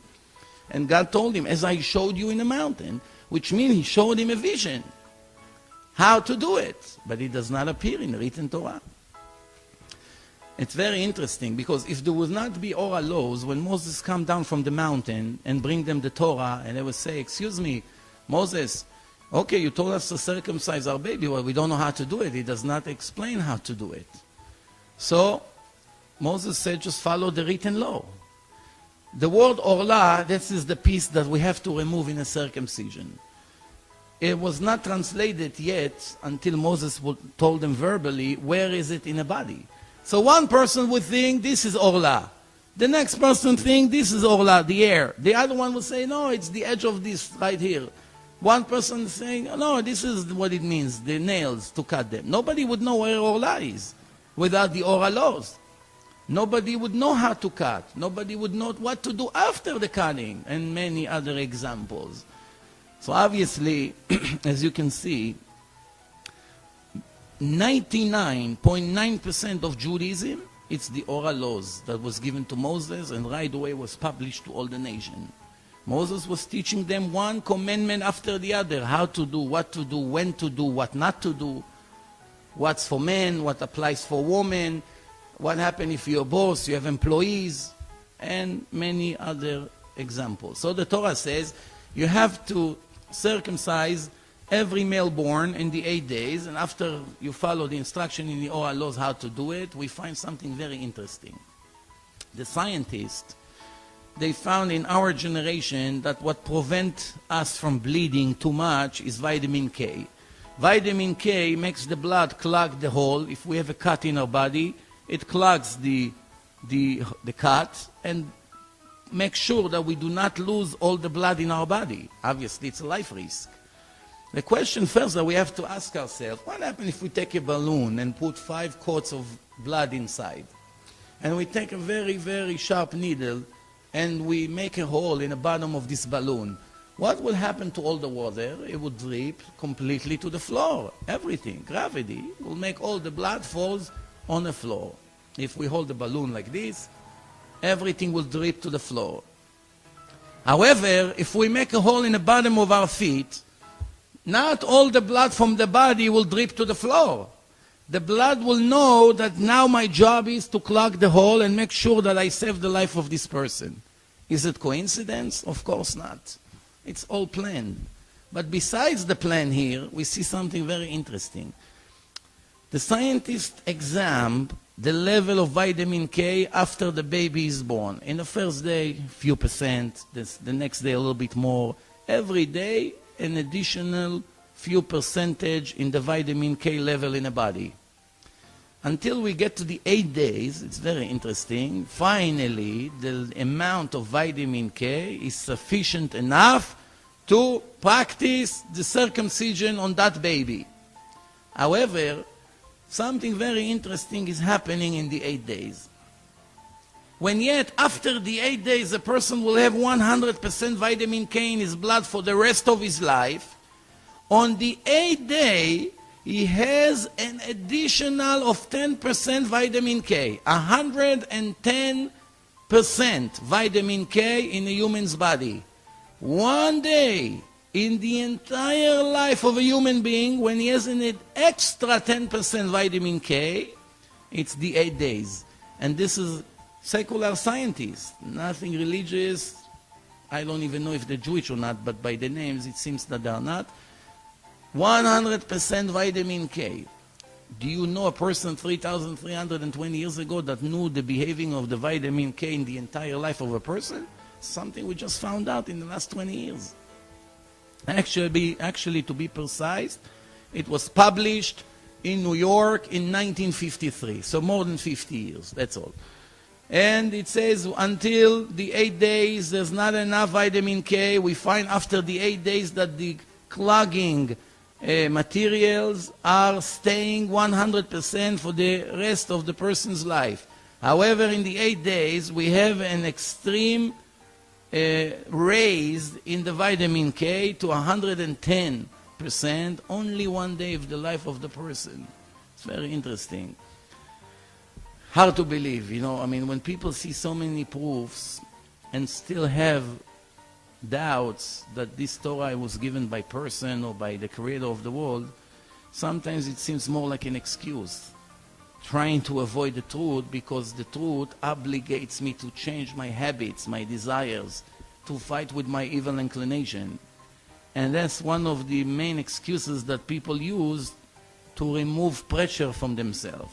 I always say, if the Torah would say in the last page, "Dear Jew, after you saw everything I taught you and gave you, I allow you to do whatever you want. You want to keep my laws, fine, it's good for you. You don't want, you don't feel like it, no problem, no hard feeling, no punishment. I'm not going to give you the reward that I promise, life of eternity and all the other rewards that I promise in the Torah. It's up to you, free choice. But if you don't keep it, you should know, no problem whatsoever with me. You just lost the reward, no punishment." Do you think there would be one person in the entire history that will deny the validity of the Torah? Do you think one person will dare to do it? No, of course not. Why? What for? It not obligates me. Why should I deny something so clear? The reason people deny it, because if I will agree that you're right, this is divine, comes the next question. So what's with you? How can you ignore divine laws? How can you harm yourself? After all, if not listening to your Creator, it's a very big risk. You can lose eternity. It's not a joke. It's better to lie to myself. No, it cannot be true. I don't believe in it. Why? Because otherwise the conscience bothers. To admit that I live in a lie all my life? How many brave people you know that willing to stand on a stage and say, "I believe 100%, I know 100%, I don't want to do it, I'm too lazy"?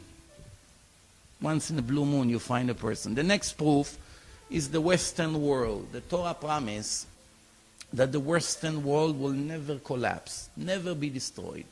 For those who know history, the temples was destroyed twice. First and second temple were surrounded with 4 walls like the Western wall today. When the Babylonians destroyed the temple, they knocked down 3 walls, but they left the Western wall. When the Romans came to destroy the temple 2,000 years ago, they knocked down three walls, but they left the western wall. In between the Babylonians and the Romans, the Greeks came, the Greek Empire. And they burned the temple, they impured the oil. This is the holiday of Hanukkah. It came from that event. And they did not knock down the western wall.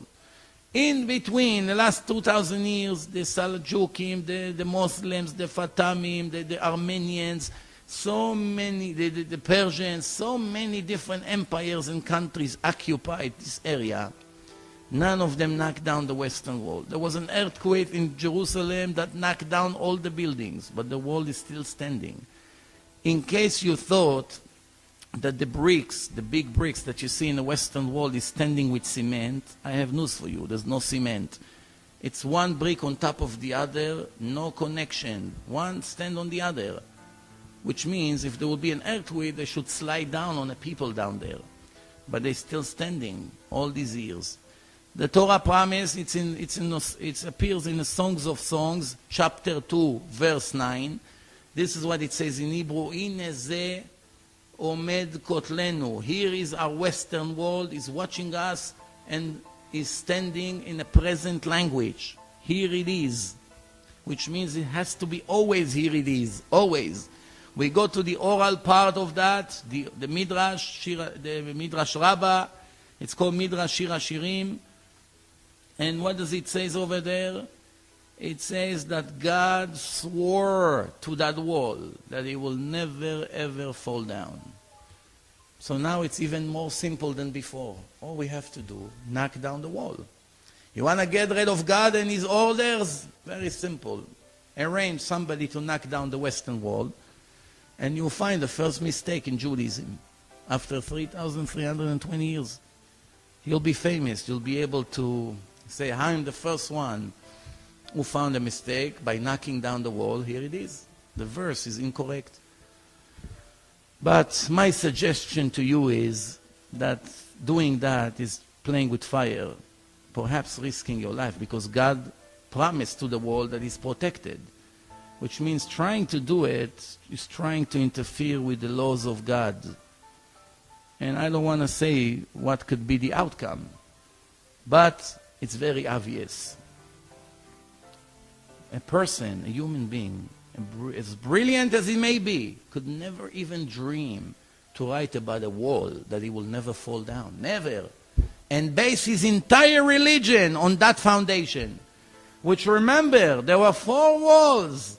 This wall, and this one, and that one, and the last one were all built from the same material by the same builder at the same time. Those 3 can fall down at any time. No protection. This one can never ever collapse. Do you know a person can promise such a thing and be right after 2,000 years? This Midrash was written approximately 1800 years when the wall was standing, after they knocked down the other 3 walls, and our sages wrote it, and they say, we know it from tradition, that this wall that you see, all of us, this is 1800 years ago, will stay here forever. This is approximately 150 years after the Romans destroyed the temple. Everything there was no mosque there yet. Remember, Islam is only 1400 years old. So we're talking at least 450 years before the Muslims came to build their mosque there. So right there, the sages, the Jewish rabbis at that time, they told us, we know in tradition, it passed from tradition, that this wall will always stay here and nobody can knock it down. Why? God is protecting us. It's the souvenir. It's a memory out of His holy temple. One other proof is basically speaking about nature. Everything in nature, when you heat it, expands. When you freeze it, it shrinks. Very interesting. There's one thing that behaves very, very strange. The water, when you heat them, they expand, they become even gas and start to fly up. However, when the water goes near freezing temperature, which is 4 degrees Celsius, 0 degrees Celsius is freezing point. It's 32 degrees Fahrenheit. But Celsius is 0 degrees. That's the freezing point. So now going to 4 degrees Celsius, you are very, very close to 0, to the freezing point. When the water sees that it's about to become ice, instead of continue to expand, ice is expanding, what happened to the water? They change their behaving against all odds. What will happen if the water continue to behave the way they should? The top layer of all the oceans would freeze and sink to the bottom.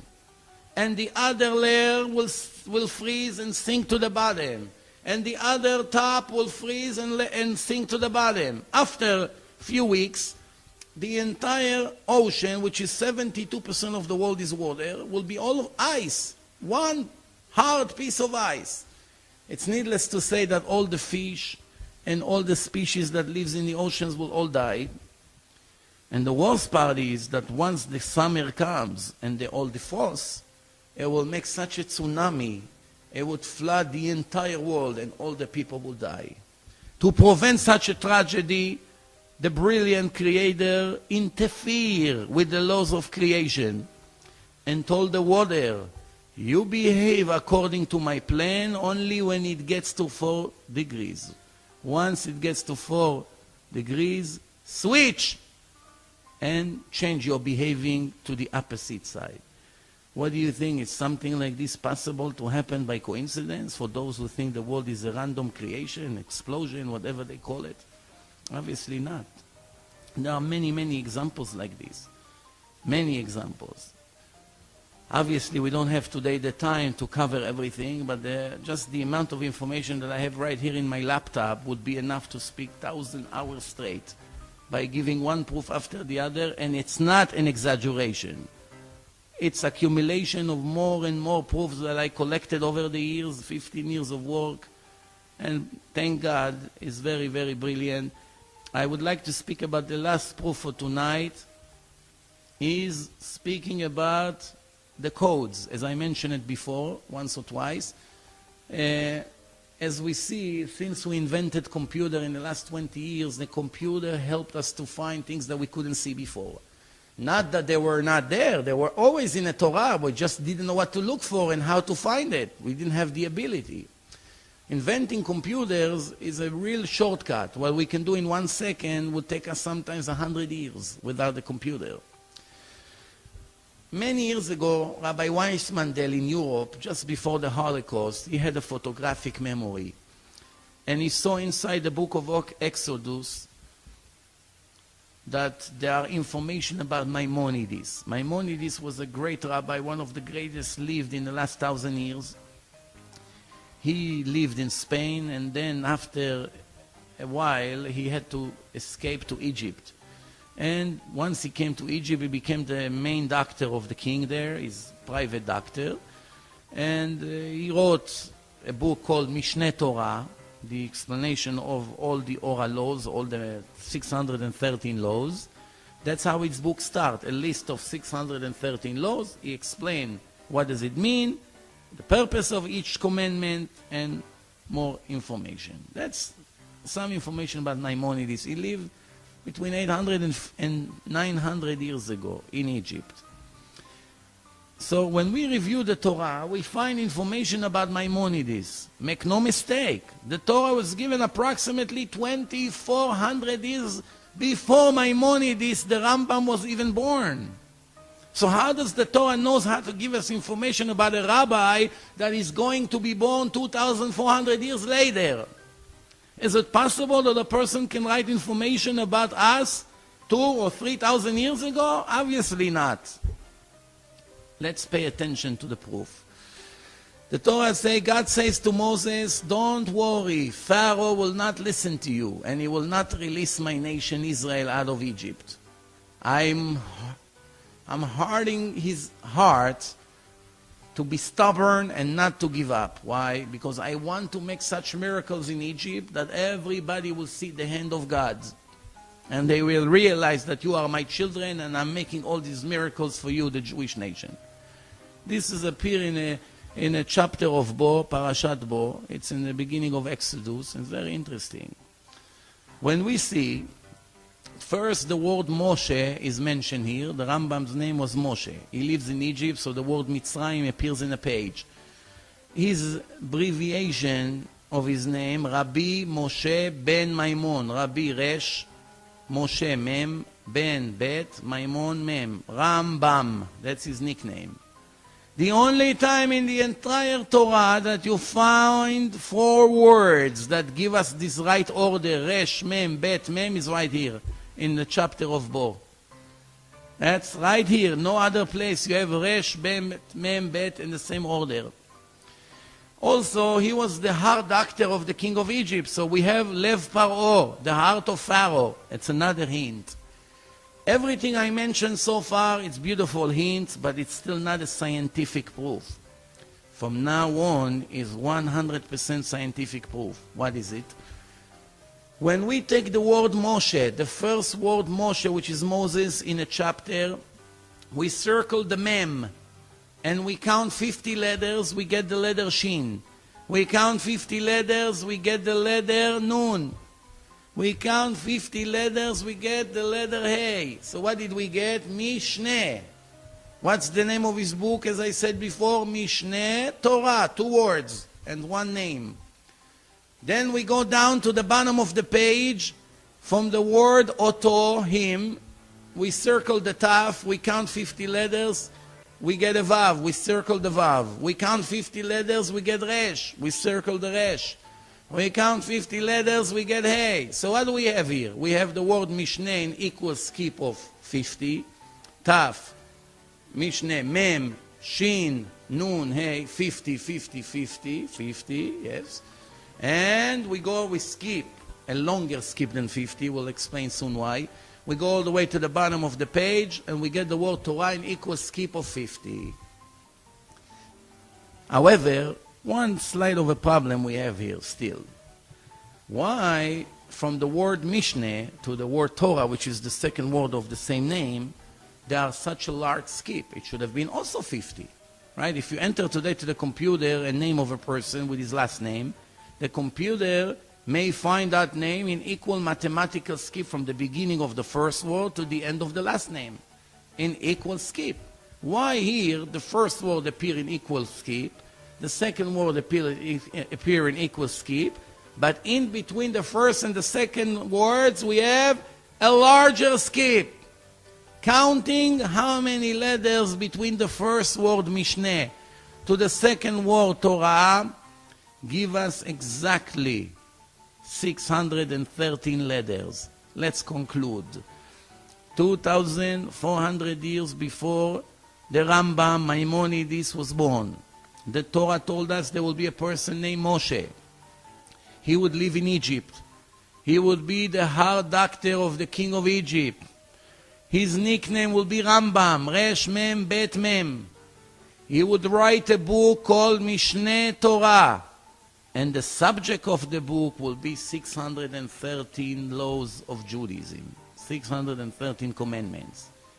What do you say now? Is it possible that a person wrote it?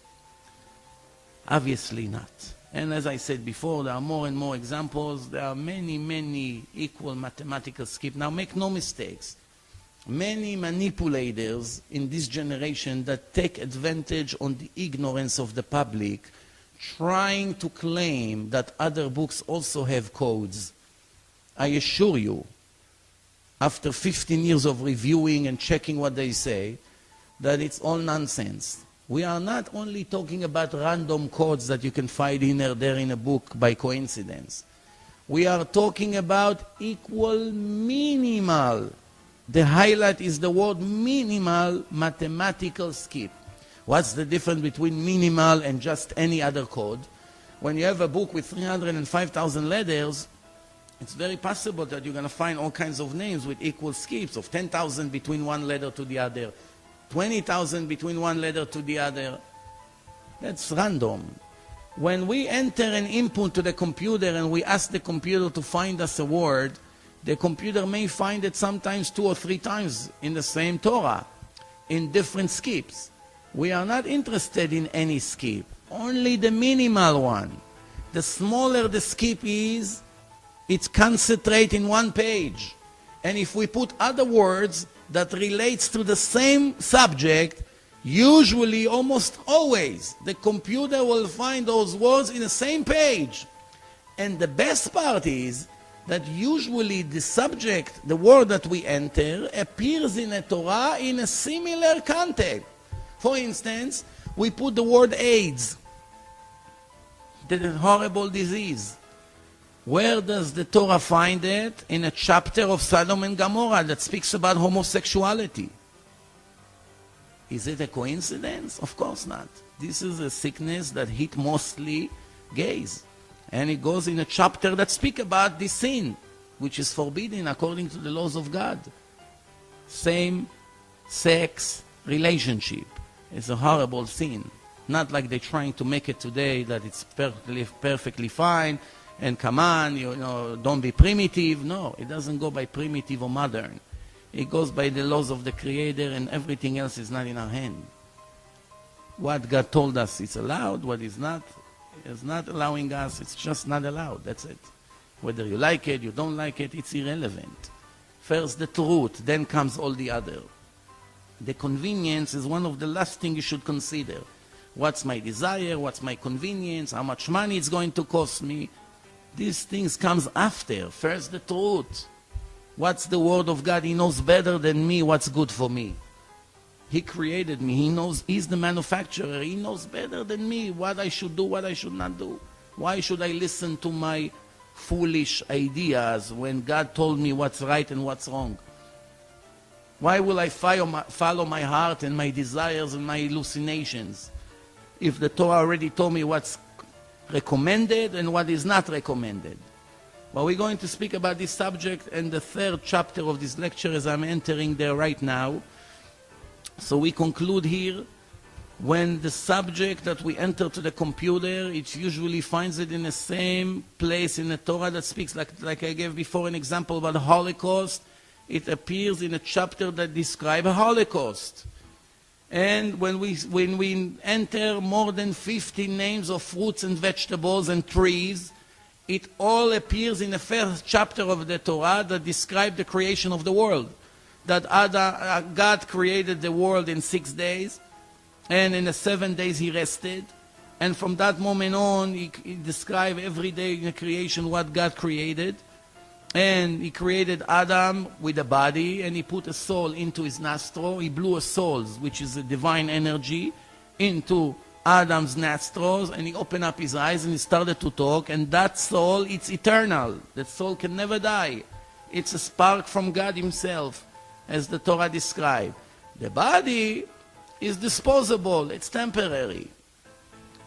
But the soul is eternal, and the soul is sometimes transferred from one body to the other. That's what we call reincarnation, which was proven already scientifically in this generation by the parapsychologist Dr. Raymond Moody, Dr. Elizabeth Kovler-Ross, Dr. Ian Stevenson. Read their books, check, search in the internet about them.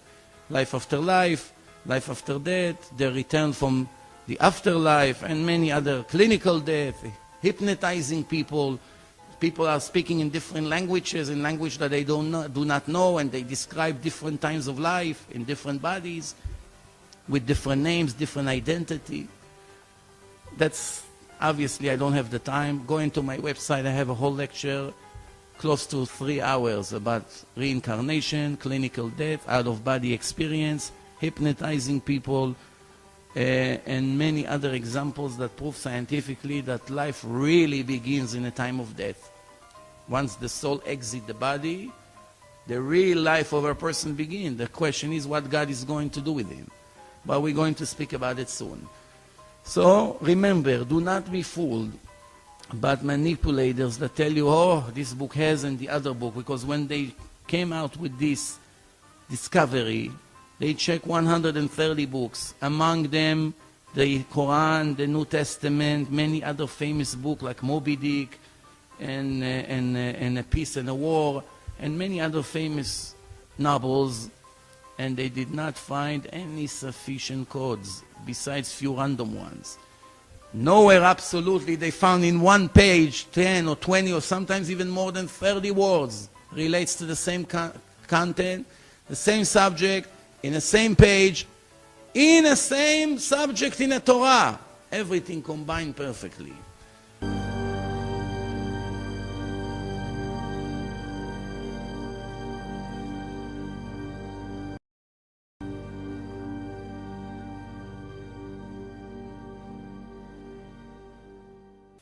Okay, now we are going to start the third part of this lecture. I would like to call it Ethics, the Purpose of Life. We spoke about the acceptance of the Torah in Mount Sinai. We spoke about the difference between Judaism and all the other 80,000 religions and cults. We spoke about scientific proof for the written and the oral Torah. And now we have to speak about the most important thing. To prove, as you can see, it's a matter of 1 or 2 hours, the most intelligent a person is, he doesn't need more proofs. Now what's important is why God needed this entire creation. What is the purpose of this creation? As I said in the beginning of my words today, is that every creation has a purpose. We never found something without a purpose. And we see that the person is different than all the other 2 million species of animals that lives around him. All the animals live with instinct, and the people lives based on free choice. The only species in nature that is responsible for what he chooses to do, and therefore our life is full of jails and courts and police and all kinds of things, because we understand that we have to punish criminals because they could have lived without making their crimes. They could have chosen to do something better. The fact that we punish people, the fact that we have to have a justice system, we don't find any tigers or lions that being accused of murder when they kill the zebra or the deers. Why? They live with instinct. They're hungry. You cannot talk to them. Imagine somebody trying to tell the lion, please don't eat the zebra. Wait 5 minutes. We didn't finish taking pictures. Can you give us another 5 minutes? Do you think the lion would agree? There's anybody to talk to? Obviously not.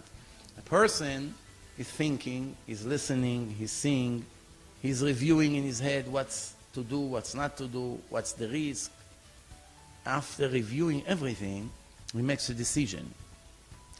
The Torah says, I'm giving you today the life and the good, the bad and the death, and you should choose the life, which means you can choose the death.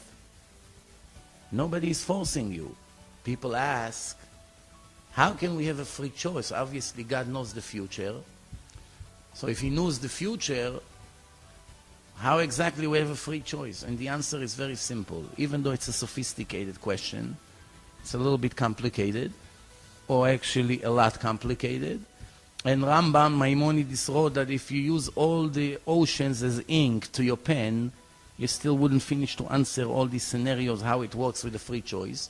The answer is very simple. Since God says in the Torah that all of us, with no exception, Jews and non-Jews, has a free choice, and we are subject to reward and punishment, and He gave us the book of law. By the way, a part of the Torah applies to the Gentiles. They have 7 laws to keep. And if they keep those 7 laws, they are righteous Gentiles. And they also have an afterlife in their level. Of course, it's a lower level because the test is much easier. But they do have. And they have a purpose. And they have obligations. And reward and punishment as well. And Jews, it's much bigger because it's only 613 laws. 613 laws, it's a lot. And the reward is much greater, but also the punishment is greater. Everything is equal. It's a free choice. It's balanced. So it's very interesting because, first of all, if a person wouldn't have a free choice, why God wasted this time giving us Torah? Why?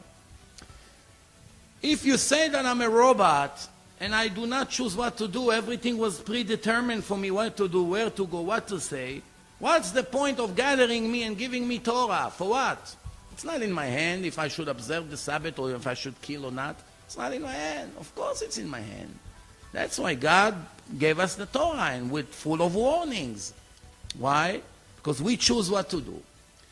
Second question is, why did he bother send so many prophets to warn the generation, Jews and non-Jews, to improve their behaving?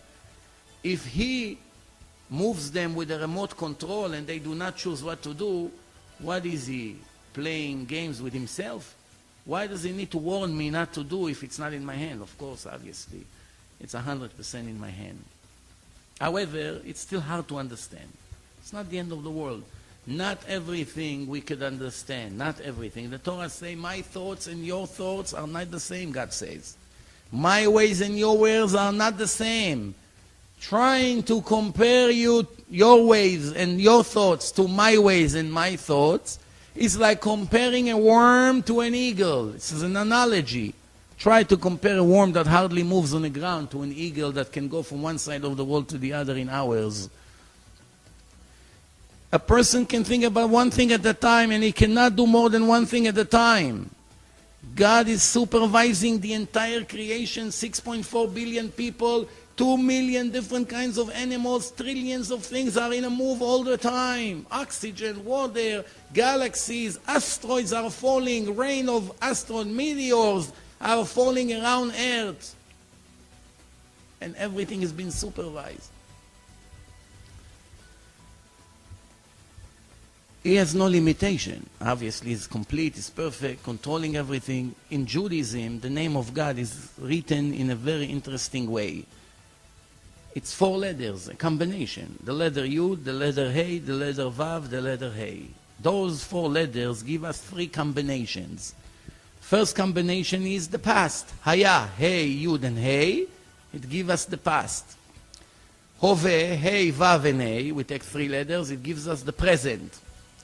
Iye is the future. Yud, Hey, and then Yud again and Hey. Gives us the future. Why God's name symbolize all 3 times at the same time? Past, present, and future. To teach us that is not subject to time. Only the world of material has time. When you have material, you have time. When there's no material, there's no time aspect. And since God is not physical, it's something 100% spiritual that created this entire creation from nothing, from scratch. He is not subject to time. At the same second, when he created the entire creation, and according to Judaism, it's set for 6,000 years, and we are getting now close to the year 6,000, we are 230 years before the end. So once he set up this entire creation for 6,000 years, basically for him it's already over, because he can travel in time. He can travel to the past, to the future. We have no understanding how something like this can happen. But to give us an idea is that if I give you an envelope and I write everything you're going to do from now until tomorrow night, and I tell you, do not open the envelope until tomorrow night, and you're going and doing it, and you see that everything you did, I knew. But I am somebody else. I did not tell you what to do and did not interfere. I did not give you instructions. You did what you wanted to do. The fact that somebody else is able to foresee what you're going to do doesn't mean he interfere with your choice. Even though it's for us, we are very limited in our understanding, so we're getting confused. I always say to the people, if you want to be a genius and start understanding everything, you probably will have to put your entire life just to understand how this concept works. Why don't you trust the word of God? God says in the Torah, we saw that the Torah is divine. Choose the good, that I should reward you. Do not choose the bad, that I shouldn't punish you. And God says to you what to do. You think He's going to lie to you or mislead you in any way? What's the purpose of that? He is begging the Jews in the Torah, I wish you would listen to me, that I should reward you in the afterlife for eternity, for you and your children ad olam, for eternity. I wish they would listen to me. I wish there will not be a stubborn nation, and many other examples, that is anxious, really, if I can say this word, if I can use anxious, that the Jews would listen to him and follow his instruction. What for? That they pass the test and they get the reward. Now you may ask, I got the point, who wanted this test? I asked him to create me. Why did he set up this whole test? Because the Torah says clearly, I'm your God testing you. I'm testing you to see what you're going to choose. You're going to listen to me and listen to my commandments and follow them, or you would not. What's the purpose of the test? Comes right after that it should reward you in your end. Now we all see that righteous people do not get in this life any reward before they die. There's no concept here that once you come to the last 5 years of your life, you're beginning to cash out on all your commandments and all your merits. No, we don't find that. As a matter of fact, we saw some righteous people dying with sicknesses, and some very wicked people live to 90, 100, and they die in their sleep. So where is the justice that the Torah is speaking about? The Torah says, I'm the God of justice. Nobody can bribe me. I give everyone exactly what they deserve. In the long run.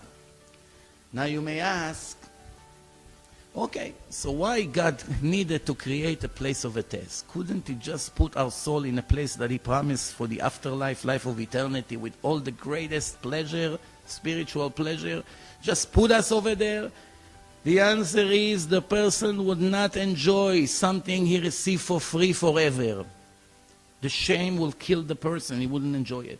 What is it like? You come, you live by me. 1 month, I give you food, clothing, car, credit card. We cook for you. We do your laundry. After a few days, you come and say, can I participate in cleaning? Can I go shopping for you? Can I help you in any way? Why people offer help? Most people are lazy. They want to sleep and enjoy life. Why should they come and work and clean? The answer is because they suffer. Receiving all the time and not giving a little bit in return makes the person suffer. That's the nature of a person in a spiritual way. Shame. So comes the next question. In that case, why God didn't make us different than what we are? He would make us with no shame. No shame. We only wants to receive. Give me more. Unlimited. The answer is, it's impossible. Why? Because He did not create us from nothing. The soul of us, of the people, comes from Him Himself. It's an actual part of God. It's hard for us to understand because we speak in a very high spiritual way.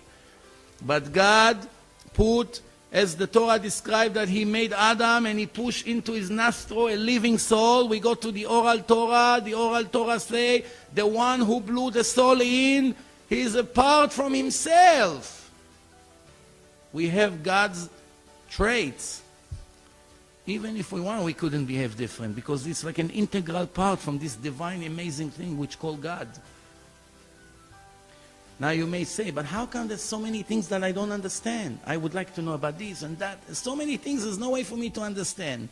The Torah say, dear Jew, whatever you need to understand to be successful in your life purpose, God gave you permission to know. Whatever you don't understand, that there's no way for you to ever understand in this life, that means it will not benefit you in any way in your test in life, in your purpose of life. No, if any would confuse you more. Everything you need to know, I gave you permission to know and ability to know. Whatever you don't know, don't kill yourself over it. People sometimes focusing on things that are such irrelevant subjects, instead of focusing on the real purpose of life. The Torah answers what's the purpose of life. Let's read. The Torah says, listen Israel, to the laws and the sentences that I'm giving you today. You should learn them. It's not enough just to know that it's on your shelf, like some people think. You should keep them to do.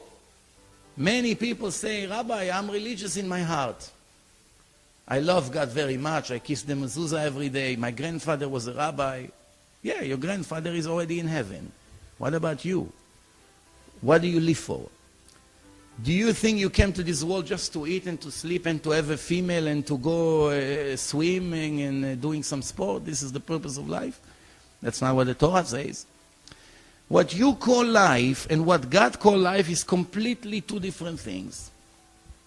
The Torah says an amazing thing. It says God is making this covenant with us today. All of us are here alive. Face to face, God speaking to us from the fire. It's verse inside the Torah. And as I'm continuing in the chapter of Vayetchanan, Deuteronomy chapter 4, the Torah says the obligation to every Jew, you have to teach and inform your children and your grandchildren that you receive the Torah from me, the creator of the world, and I'm your Father in heaven. Never forget the days that you stood in front of me in Mount Sinai. And after reviewing my Torah, you have to teach yourself to fear from me. I'm not your friend from high school, after all. I'm the boss of this world. Your life depends on my decisions. Your eternity depends on my decision. If you're going to get married or not, it's my decision. If you're going to have money, what to eat, it's my decision. If you're going to be healthy or not, it's my decision. But I make my decision based on your behaving. Now you may say, okay, sounds very nice, but I don't really see it in reality. Beautiful speech, but where do we see it? We see righteous people sometimes suffer. Wicked people celebrate. Where is the justice? The answer is, again, is ignorance. Why? If everybody will get in, they make according to the Torah immediately. A second after a person committed a sin. Let's say a person stole $100. The Torah says that you have to pay double. If this is the punishment of a thief. So a second later, he loses $200. Tomorrow he's trying to steal again. He's stealing $1,000. A second later, he lost $2,000. What value life would have? There's no free choice. You're like a robot. Comes the Torah say, here comes the Sabbath. You have to observe the Sabbath. Do not create any fire on the seventh day. A person light fire, boom, explode to death. Second person light fire, light a cigarette on the Sabbath, explode to death. Do you think the third person or anybody else would ever dare to move on the Sabbath? People would stand like this. They were afraid to move. The wife will call his name. Don't talk until tomorrow night when Sabbath is over. Why? I just saw two people who turn on the light or something that they're not supposed to do on the Sabbath. They died right away. There's no free choice. There's no value to this life. A test means you can do whatever you want. In the end, we're going to calculate what I owe you or what you owe me. That's what it means, a test. If the reward and the punishment would be instant, immediate, there would not be any test here. There's no test. Every charity you give, you doubled your money. Everybody, even the Nazis, will come to give money to the yeshivas to learn Torah. Why not? They doubled their money. They care. Everybody will do it.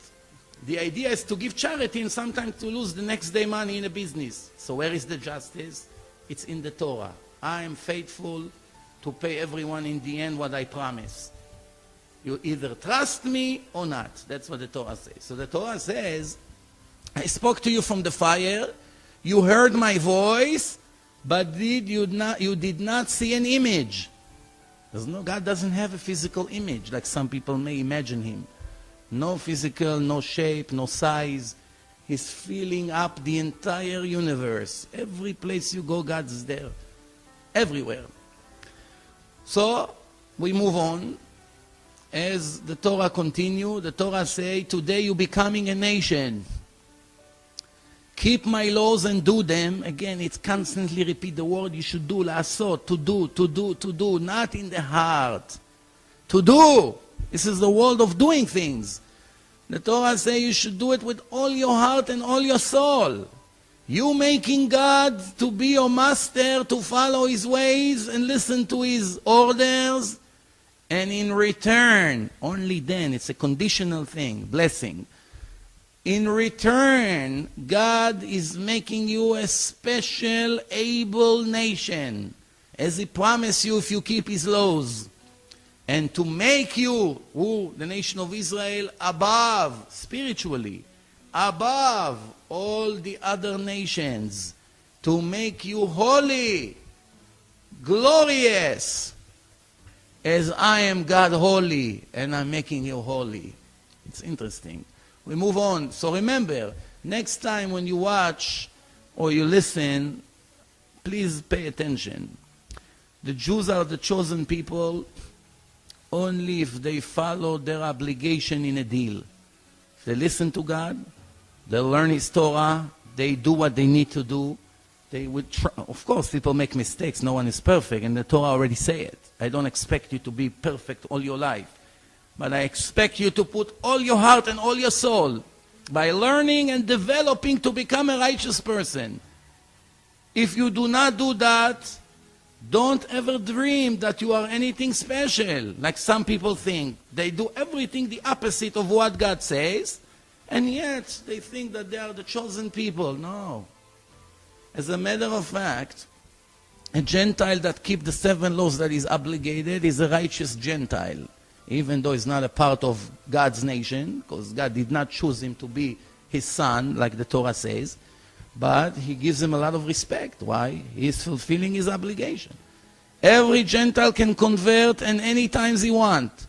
It's not easy because the Jewish nation is not a nation of missionaries like Christians and Muslims and any other cults. All the phony cults and religions are putting billions of dollars to hunt Jewish souls, to get them, to force them, sometimes with a sword. Trillions of dollars over the history. For inquisitions and all kinds of other problems. Why? Phony religions cannot convince anybody to follow it. Only with threatening and all kinds of things. No. The Jews are not running after anybody to join them. The opposite. The Torah says if somebody wants to convert, you have to be as tough as possible to check how sincere he is. To see if he's able to pass this test. If not, it's not fair to make him a Jew. It's become a lot harder for him. And then he's subject to more punishments by not doing what he's supposed to. Keep him a Gentile. Let him keep the 7 laws. It's also a great achievement. So Jews who do not fulfill their obligation perhaps can be in a worse situation than Gentiles that do. So it's not automatically chosen people like something. It's subject to what you're going to do. As I move on, the Torah says, this is in chapter Nitzavim, Deuteronomy 30, when you're going to listen to your God and follow His laws that are written in this book of Torah, and return to your God with all your heart and all your soul. This is the mitzvah, this is the commandments of repentance. We're going to make mistake. We always have a chance to repent and ask God to forgive us. That's why we have Yom Kippur once a year, and every day when we pray, any second a person can make repentance. Once he makes repentance, it changes status automatically. Why? He's asking forgiveness. And God is willing to open him a window. Come on, let's start. Let's see how serious you are. So the Torah says, if you repent and return to God with all your heart and all your soul, remember, this Torah that I'm giving you is not so difficult.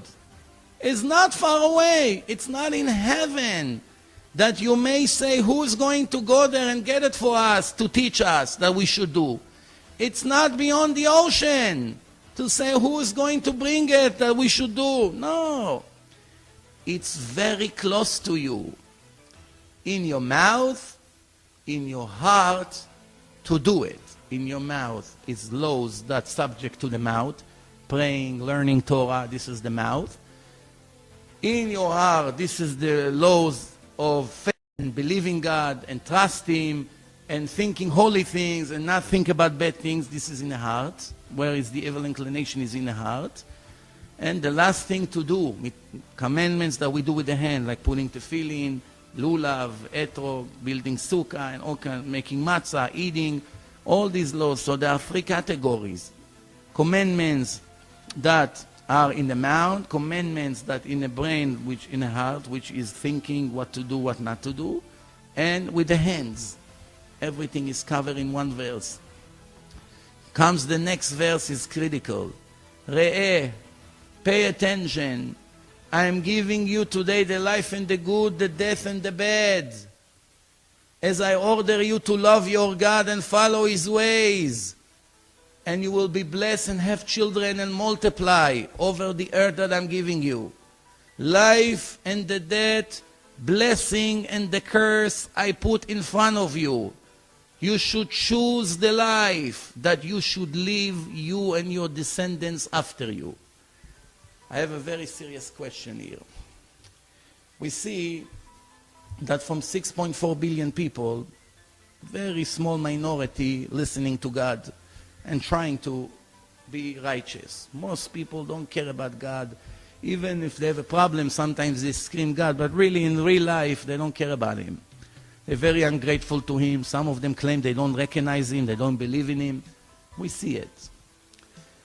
The Torah says very clear, no possibility to translate in two different ways, only one explanation. The Torah says, if you're going to listen to me and follow my laws, you would live, you and your children after you. Which means if you are not going to do it, you are dead. You may ask me, what do you mean? The dog doesn't keep the laws of the Torah and he's alive. He's eating, he's running, moving his tail. He has a female. The Gentiles, some of them worship idols. They put a statue and worship idols, like in the East, in the Far East. They don't believe in this God. They're also alive. Some of them are billionaires. Among the Jews, most of the Jews in the world do not observe the Sabbath and many other laws. So they're also alive. Well, what's going on here? But what we call life and what God is calling life is completely two different things.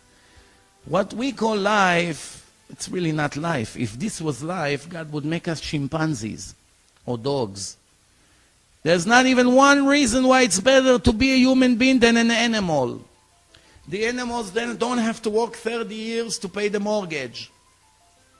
They don't have to kill themselves. They don't have doctor's appointment, vaccine, paying for private school, raising children, changing diapers for a few years, one kid after the other. They don't have all these. They don't have to be in traffic 3-4 hours to get to work, to make a living. Maybe there's not going to be food.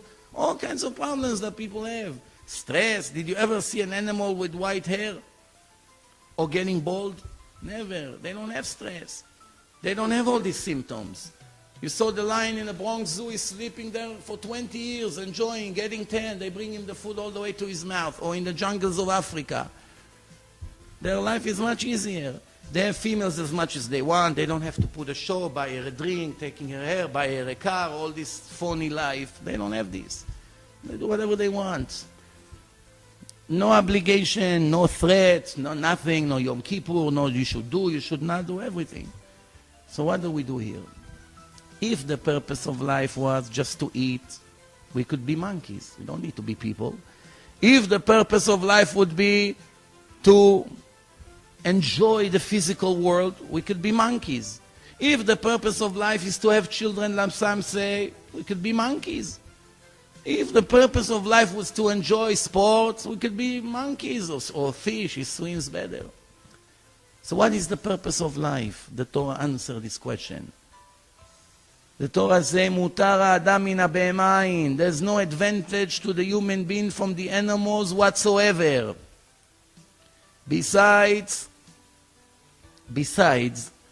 the holy divine soul that God gave the person, and that soul is going to be judged in the afterlife. That's it.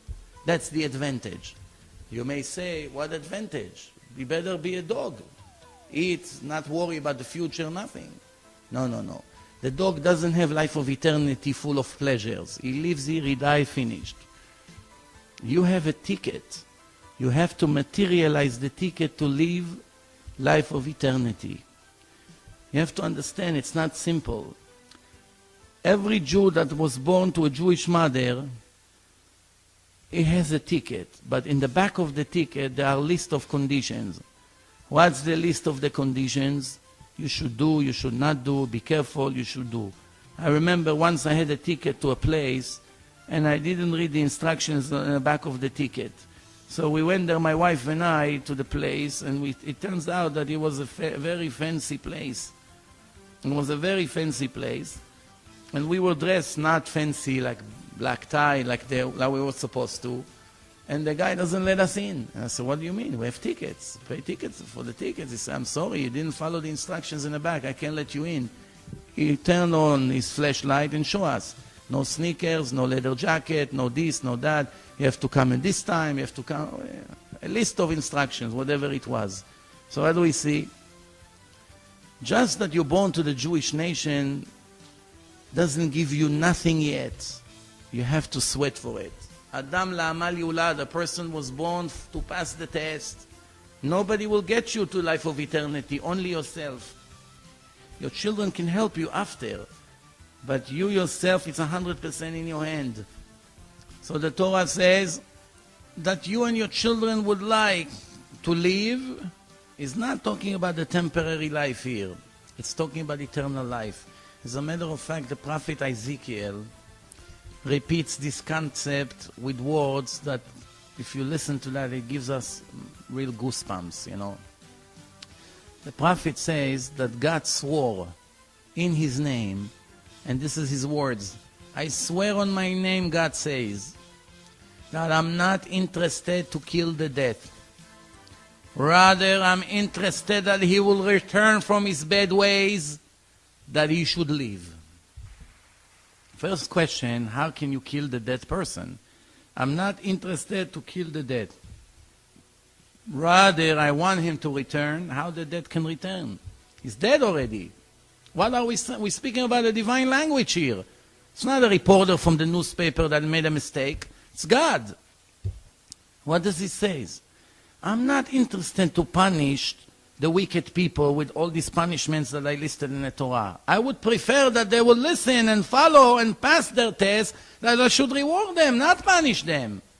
However, since I made a system of justice, I cannot give the same end to the wicked people like the righteous people. It cannot be. It has to be justice. If the wicked people will get the same exact reward like the righteous people, after 7 years of efforts, comes the righteous people to God and would say to him, God, you tricked us. You lied to us. It's not what you promised, that you're the God of justice. How can it be we get the same end like them? So what did we bother for? Why we gave up so many of our desires and plans to follow your ways? Makes sense, no? So the Torah says, I'm not interested to kill the dead. He's already dead. Spiritually he's dead. When he's not connected to me, yeah, he can be sitting in a restaurant eating steak and smiling and listening to all kinds of things and playing basketball. Doesn't matter, whatever he wants to do. Spiritually, soul is not connected to me. He's dead. Life and death could be on and off. A person can go and learn Torah 2 hours, he's alive. Then he goes and makes sins, he's dead. Then he sleeps, he's dead. Then he's up, he's alive again. On and off. He's eating kosher, he's alive. He's making another sin, he's not alive. In the end, everything is combined to one big life. And how much we're going to get now for this X amount of minutes that we have every day. So remember, I think that in case you're living against the Torah, something like this, if you listen to it, should wake you up. Why? God is calling people who do not listen to his orders in the Torah dead.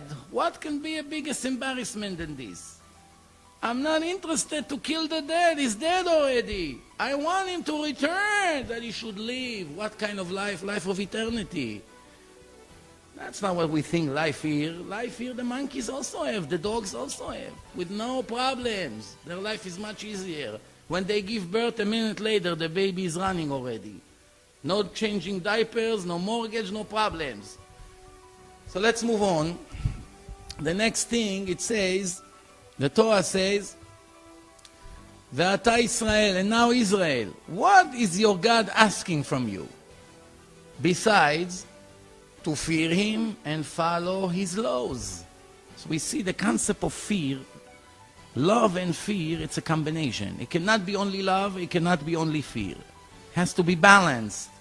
Some people say, no, I don't want to hear about fear. Don't tell me about these things. The answer of the Torah is, don't be a wise guy.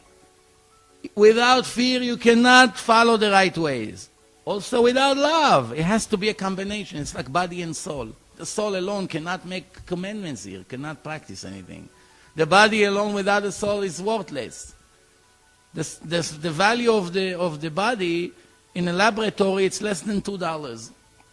The minerals, the salt, the iron, the water, whatever we have in the body is nothing. When a person dies, obviously nobody sue for $2 for his life. People understand that his spiritual value, that will determine the lawsuit. The Torah continues and the Torah says, I torture you Yes, there is a concept of God is giving us hard tests, and sometimes it's hard for us, and we're about to break and give up. And the Torah already told us the outcome. The Torah says, I'm torturing you, I'm giving you hard time, maybe it's the better way to use, to test you. I'm testing you. No, what's the test? To see what's going to be in your heart. Are you going to be faithful to my commandments or not? So what's the order? I'm giving you hard time, cannot find a job, the car is stuck in the highway 20 below zero, problems with the children, you can't get married, you can't find a wife, you don't feel good, you have migraines, millions of different problems. I'm giving you problems. What's the point of giving you problems? Not because I'm sadistic and sitting here and enjoy like some fools may think. No. It's because it's a part of my test. Why? Would you going to kick and everything and give up, or you going to be strong and follow the instructions? And this is a part of the test. I'm testing you. Only after you perform and prove that you're listening and you are following everything, with good or bad, doesn't matter, then I'm going to perform as well. I am going to reward you in your end for you and your children after you forever. Forever. Forever means eternity. So in case you wonder if you're going to be rewarded after life, the Torah is not a newspaper. The Torah says clearly, after you follow my test, I will reward you forever, forever and ever. Billions of years is not even the beginning. The Torah says if you take all the pleasure of all the righteous people, of all, not only the righteous people, all the people in the creation from the beginning to the end, everybody, billions of people, whatever you can think of, sport, women, money, hobbies, you know, anything you can think of, combined, food, good food, delicious, everything combined, of all the people together, will not be equal to 1 hour of the reward of one righteous person in the next life.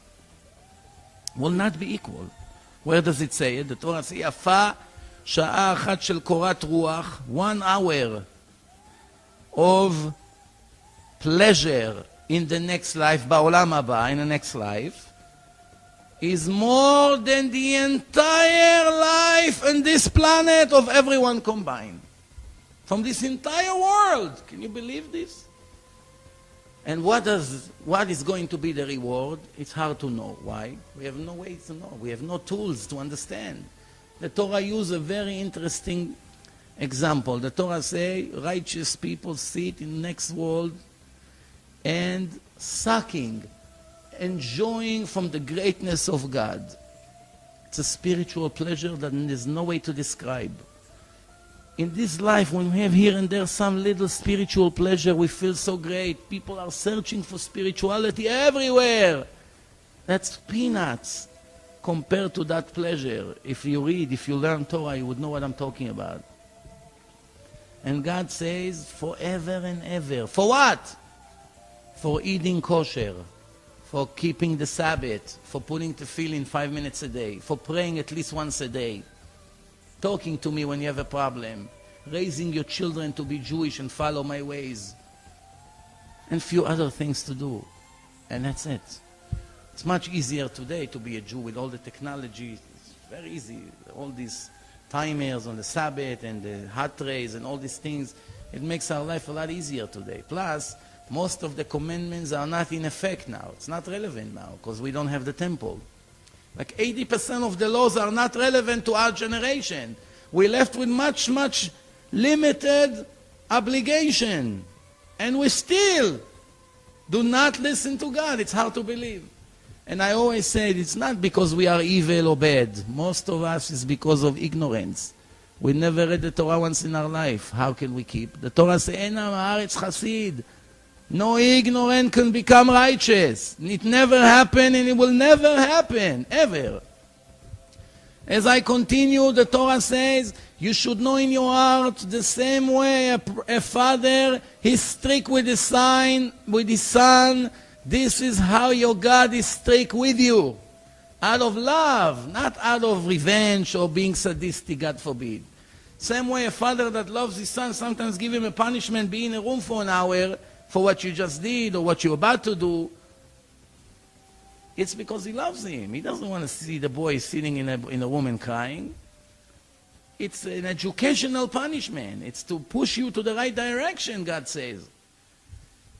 Be very careful that you should never forget the days that you received this Torah from me. It repeats constantly, almost in every chapter.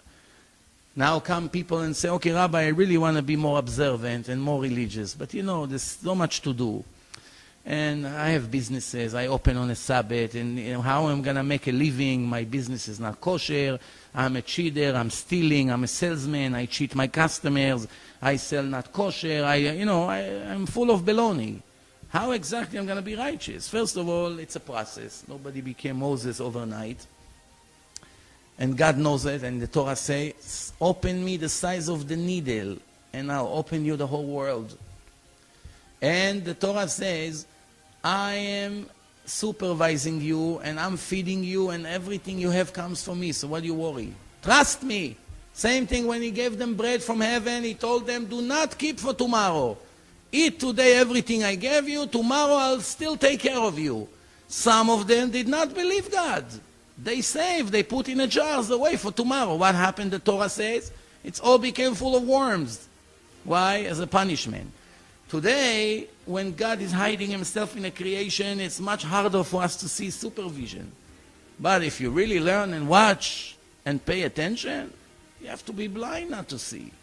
And not only that, the Torah says, ועשית הישר והטוב בעיני Hashem. You should do the good and the decent in the eyes of your God, that you should be later be benefit from it. The Torah didn't say do what's logical in your eyes. Do what's good, what you learn in Harvard University or Tel Aviv University. That's not what the Torah says.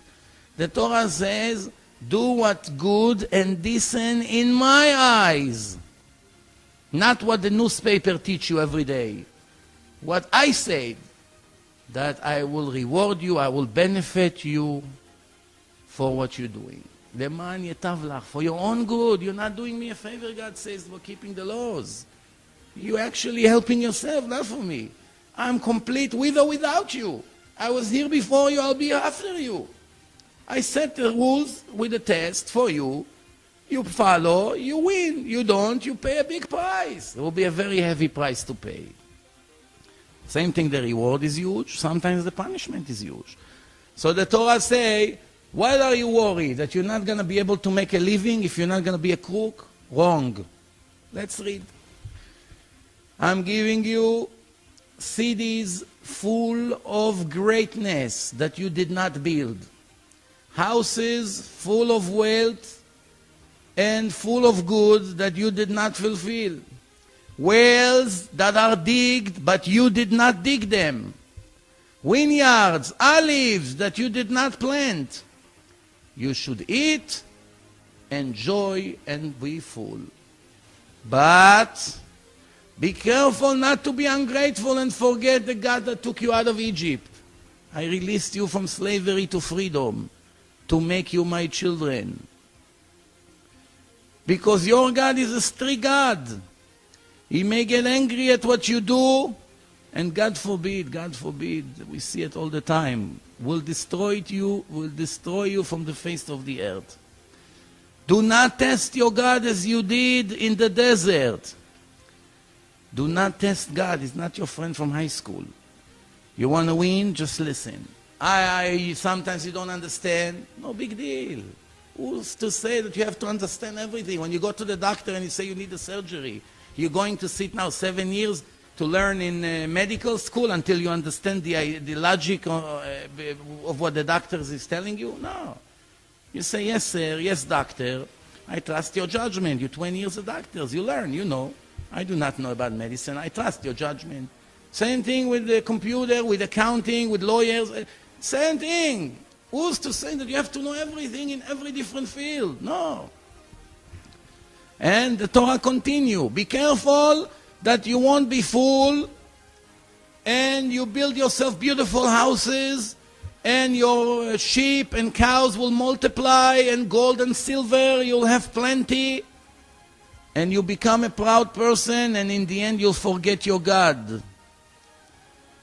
And then you may say, thanks to my talent, thanks to my ability, I became so successful. This is all clear verses in the Torah, but the problem is nobody ever read that. Most people never read that. They have millions of questions and the answer is right black on white. Simple Hebrew. And you may say, thanks to my talent and my strength, I'm so successful. You have to remember that everything you have came from me, God. I gave you the talent to be successful. And right here in the same page is Deuteronomy 8, verse 9. Verse 12 and then 9, in the same page. It says like this. You should say, you should know that sometimes I'm strict with you to test you, להטיבך באחריתך. And all of that is that I'll be able to reward you in the end. As I said before, and we move on. Now comes the question. In that case, we see like wicked people receive a lot of wealth in this life, and righteous people not always. Sometimes do, sometimes not. So what's really exactly happening here? The concept is very simple. The more we earn here, the more we're going to receive in the afterlife, which is eternal. However, we're also making sins in this life. So if we do most of our things is good deeds, and some of it is sins, God is paying us for the sins in this life, that when we come in front of Him to our trial, there's a 1-year trial in heaven after. 1-year trial. In the afterlife, He pays us in this life for the sins, that we come clean, and He just gives us the reward. We go to heaven and we're done with this test. We don't have to be reincarnated here again. But if we, most of our days, it's sins, and here and there we make some commandments. Most people, sometimes they wicked, once in a while they give donation, in their bar mitzvah they put tefillin once in their life, maybe, a few mitzvot here and there, they put mezuzah maybe in their door. So God owes them. He's faithful to pay for even the smallest commandment. And the Torah says, I'm faithful to pay everyone exactly what he deserves. However, it's 80 or 90% sins, only 10% mitzvot, only 10% commandments. So God says, since your dream is to be rich and famous and successful, and you have few things that I owe you, I will pay you in this life. But I get rid of you. When you come to your trial, I owe you nothing. You may say, I put mezuzah, I'll show you 3 houses that you had for that. I gave donation, I show you a beautiful wife and beautiful children. I put tefillin once in my life, you got saved from the police for something that you did, I saved you. Everything you may say, God will show you what He paid you for that commandments that you kept. Where does it say it in the Torah? It's beautiful. To give beautiful speeches is very nice. But we want proof. And the only way to prove is first to prove that the Torah is divine, can never be written by a human being. The next step is to start reading what God says. That's His opinions. The chapter of Vayetchanan, Deuteronomy 7, verse 9. You should know that your God is the faithful God who always keeps His covenant, and the mercy to His lovers who keep His commandments. Who is considered a lover of God? Someone who listens to Him, not someone who gives beautiful speeches. Someone who listens to Him. For 1,000 generations. This is the end of this verse. I am the faithful God who keep always my covenant and the mercy to my lovers who keep my mitzvot for 1,000 generations. We only live 1 generation here. No, don't worry. The soul lives in a body 1 generation. Once the soul exits the body, I take it up there to the spiritual worlds. There's life of eternity, and that's where the reward's going to be. And what comes right after that? Shocking. Shocking. This is what it says. And paying my haters cash to their face to get rid of them. I will not delay their payment. I will pay them cash to their face. This is right here, Deuteronomy 7, chapter 9. Open the Bible now and read. Don't have to believe me. Let's conclude that in case you did not understand. If you're mostly righteous and you make some sins, I'll make you suffer for those sins here and there. You lose here, you lose a deal.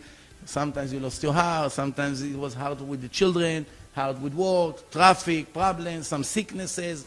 But I cleaned you up from all your sins. You're done. Now you come, I owe you eternity.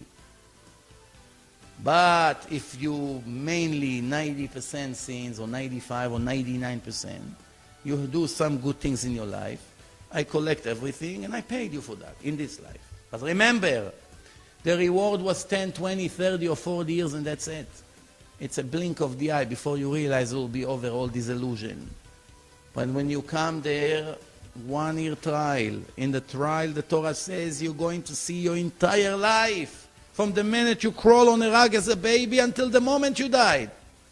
Every thought, every scenario, everything is going to be reviewed for good or for bad.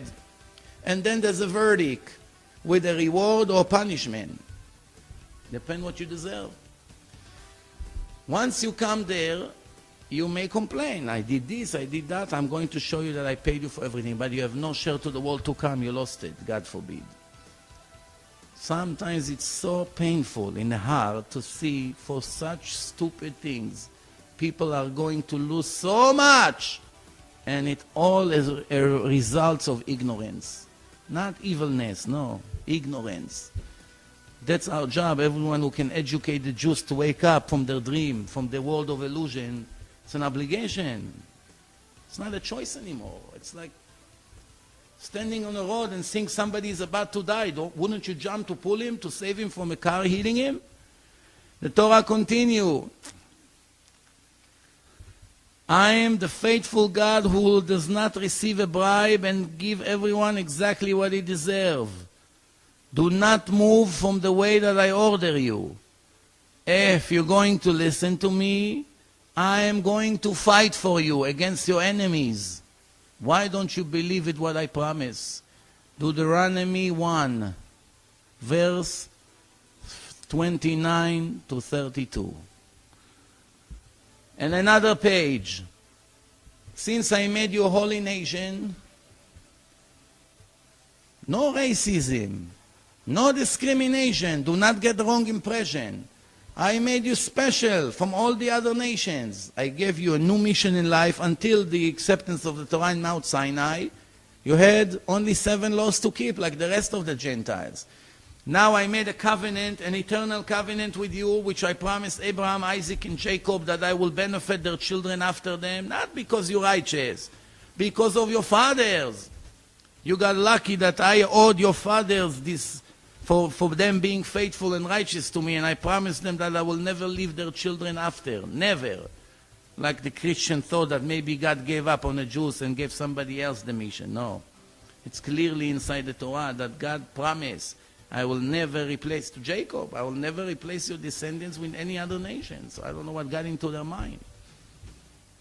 How can they ignore clear verses in so many different places?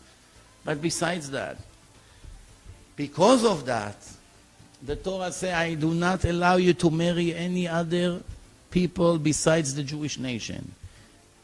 She may be a beautiful girl with a heart of gold, decent, with great manners, from a good family, and sometimes even wealthy. Everything is perfect. She'll be a perfect wife. It doesn't matter. It's irrelevant.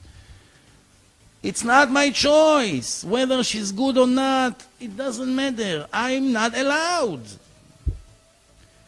If a person made those laws, then he's a racist. It could be Adolf Hitler. What's the difference? Who's to say which person is better than the other, who can marry, who cannot marry? Of course, it's racism. But when the manufacturer of all people say you cannot be with them, this is one league and this is a different league. I just do not allow you. And it's clearly, where does it say it, in case you wonder? It's right here, and also in Deuteronomy. Do not make a covenant with them. Do not marry their daughters. Do not marry their son. Because you are a holy nation. Your God chose you from all the nation to be a special nation. You are less than all the nations, not because you are more than all the nations. You are the smallest nation. This was written 3,320 years. He was right, apparently. There's only 13.2 million Jews in the world. That's it. We started in the same generation like the Chinese people. 4,200 years after the flood that destroyed the whole world and kept Noah with his 3 sons and their wives in the ark. When they came out of the ark, the world restarted again. We should have been just as much as the Chinese and even more, because the Jews have no restriction on birth like they have in China, 1 kid only. We are only 13.2 million and they are close to 2 billion. Intermarriage, assimilation, all kinds of death because of the punishments that God gave us, brought us to be the smallest nation in history. Even today, the smallest nation in the whole world. And God says, I'm watching over you every day from heaven to see who is a brilliant person that is searching for me. Who is a brilliant person in the eyes of God? Not somebody who went to Columbia or Yale or Harvard. No. They also could be clever people and with education. I'm not saying no. But that's not what God called intelligence. And real intelligence, something that has blessing in it, means I'm searching for you, God. Like King David, read the entire Psalms. Half of it is only searching for God. Show me your way. Help me to be close to you. Show me my purpose in life. Show me never to upset you, never to be ungrateful, and many examples. So, it's all verses. Once you read, it's very clear. I want to tell you before we finish something that will make us think. You know, the Torah says that when a person died, the main problem in the afterlife, before we're talking about the physical punishment, you may ask me, how can it be physical punishment if the soul went up and the body went to the grave? The body didn't go to the heaven, to the upper world. The answer is, it's exactly like in a dream, a simulation. Same thing a person can dream. The longest dream, the scientist says, is 9 seconds. Some say a minute. It doesn't matter. It's a very short period of time, the dream. Sometimes a person wakes up from a horrible dream and he describes to his wife 6 months of suffering. I was in the ocean, they took me, they put me in prison, they were beating me up every day, and I didn't have food, I was starving, I was crying, I was sick, I went to the hospital. And then the wife said, what do you mean? You're only sleeping 5 minutes. How in a minute or two that you fell asleep, you're already telling me a 6-month story with details and conversations that you had with the doctors and what you did in a boat and with people and while you were in a prison. How does it fit in 1 or 2 minutes? Because it's the soul, not the body. The soul is not limited to time. Once the soul goes out of the body, like in a dream, a part of it goes up. That's the Torah teaching us. God can do anything He wants with that soul. If He wants the soul to feel 1,000,000 years, the soul feel 1,000,000 years. So the punishment, in case you wonder how is it possible, physical punishment, is exactly like the feeling in a dream. If a person feels he's burning in a dream, 100%.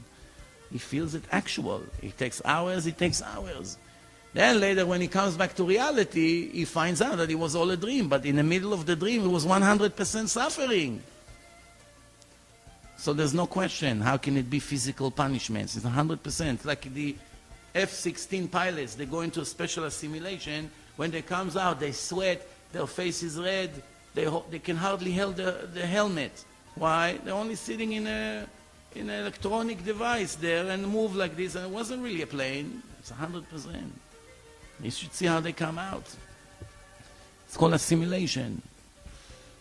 Simulation. You know, so the Torah said that the main punishment of a person is the embarrassment. That the person see what he did and he realize what a shame. I once heard a beautiful analogy. Is sometimes a person comes to make a scene and he sees a goy, a non-Jew runs next to him. How are you doing? As soon as he saw him, he doesn't feel comfortable of making the scene. Sometimes he comes to make a scene, he see a little kid, 2 years old. Go to mommy, don't stare at me, go. The kid doesn't want to move. The person goes away, doesn't make the scene. Sometimes a person comes to make a scene and the dog is staring at him. And he's trying to push the dog away from the room, but the dog doesn't want to move. So he tells his girlfriend, okay, let's go. I cannot make a scene in front of this dog here. I'll come in another time. This is the story, what we learn from it. After 120 years that we will be forced to leave this world, it's not up to us. We have to know one thing. We come in front of God. He's going to ask each one of us, am I worse than a dog in your eyes? Tell me. I fed you for 70, 80 years. I took care of all your needs. I married you. I gave you children. I saved you from hundreds of thousands of tragedies. Everything you had, your car, your house, your telephone, your clothing, your food, everything I gave you. What did I ask from you? To keep few laws a day? To be a decent person? Not to be a thief? To rest one day on a Sabbath? To make it holy? To pray a little bit? To talk to me? To learn my Torah? What did I ask from you? When you went to make a scene in front of the dog, you couldn't do it. You were embarrassed from the dog. What about me? Didn't you read in the Torah that the Torah said there's an eye who watch over you? There's a ear who listens to you? And everything you do has been registered in a book of God. Didn't you see that? I'm worse than a dog? You didn't see that I'm watching what you do, everything behind the doors, in hidden rooms? What are we going to say?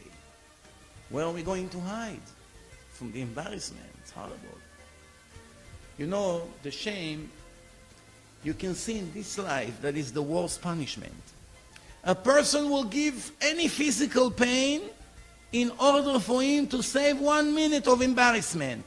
I'll give you an example. I'm sure you saw once in your life at least a boxing match. 2 boxers hit one another. Usually one is falling and the other one is winning. It's called a knockout. What happened always to the boxer who loses? Once he falls on the floor, the referee counts until 10, and the fight is over, and there's a winner. He made a lot of money, he became the champ. What happened to the loser always? Pay attention next time if you watch. First thing he's trying to do is to grab the rope, climb back on his feet, and wave to the crowd. Wow, why? He's suffering horrible physical pain. His head is pounding, his back is breaking, can hardly see anything. He hears screaming noise. In 1 hour we're going to find that he died in a hospital, which happens occasionally. What was on his mind is only one thing: to avoid the 1 minute embarrassment. That's why he was doing everything he can to wave to the crowd. I am still standing. I wasn't defeated. Here I am. I'm still alive. I didn't lose by a lot. He did not knock me out. To save the 1 minute embarrassment, is willing to suffer for the rest of his life with his physical damage or the pain that he's having right now. It's irrelevant. Let me just prevent the embarrassment. The rest I don't care. We see it all the time. And the next life, the real punishment is the embarrassment, because that's it. It's not the world of lies like here. You can lie as much as you want and you get away with that. No. Over there, it's all going to be displayed. There's no way to run. Read the Torah, learn. I did not write it. People are running after money. They give everything they can. I once gave this story about a person that 70 years, he made a lot of money, and he made $100 million. He's 70 years old right now. 70 years old. And after 70 years, he's dead, he's sick. After 70 years, he is sick with cancer in a hospital. There's no cure for his disease. Comes a doctor, show him a little bottle and say, hey, I have the solution for your problem. I can cure you right away and get you out of the hospital tomorrow. See this bottle, it cost me $1 to make it.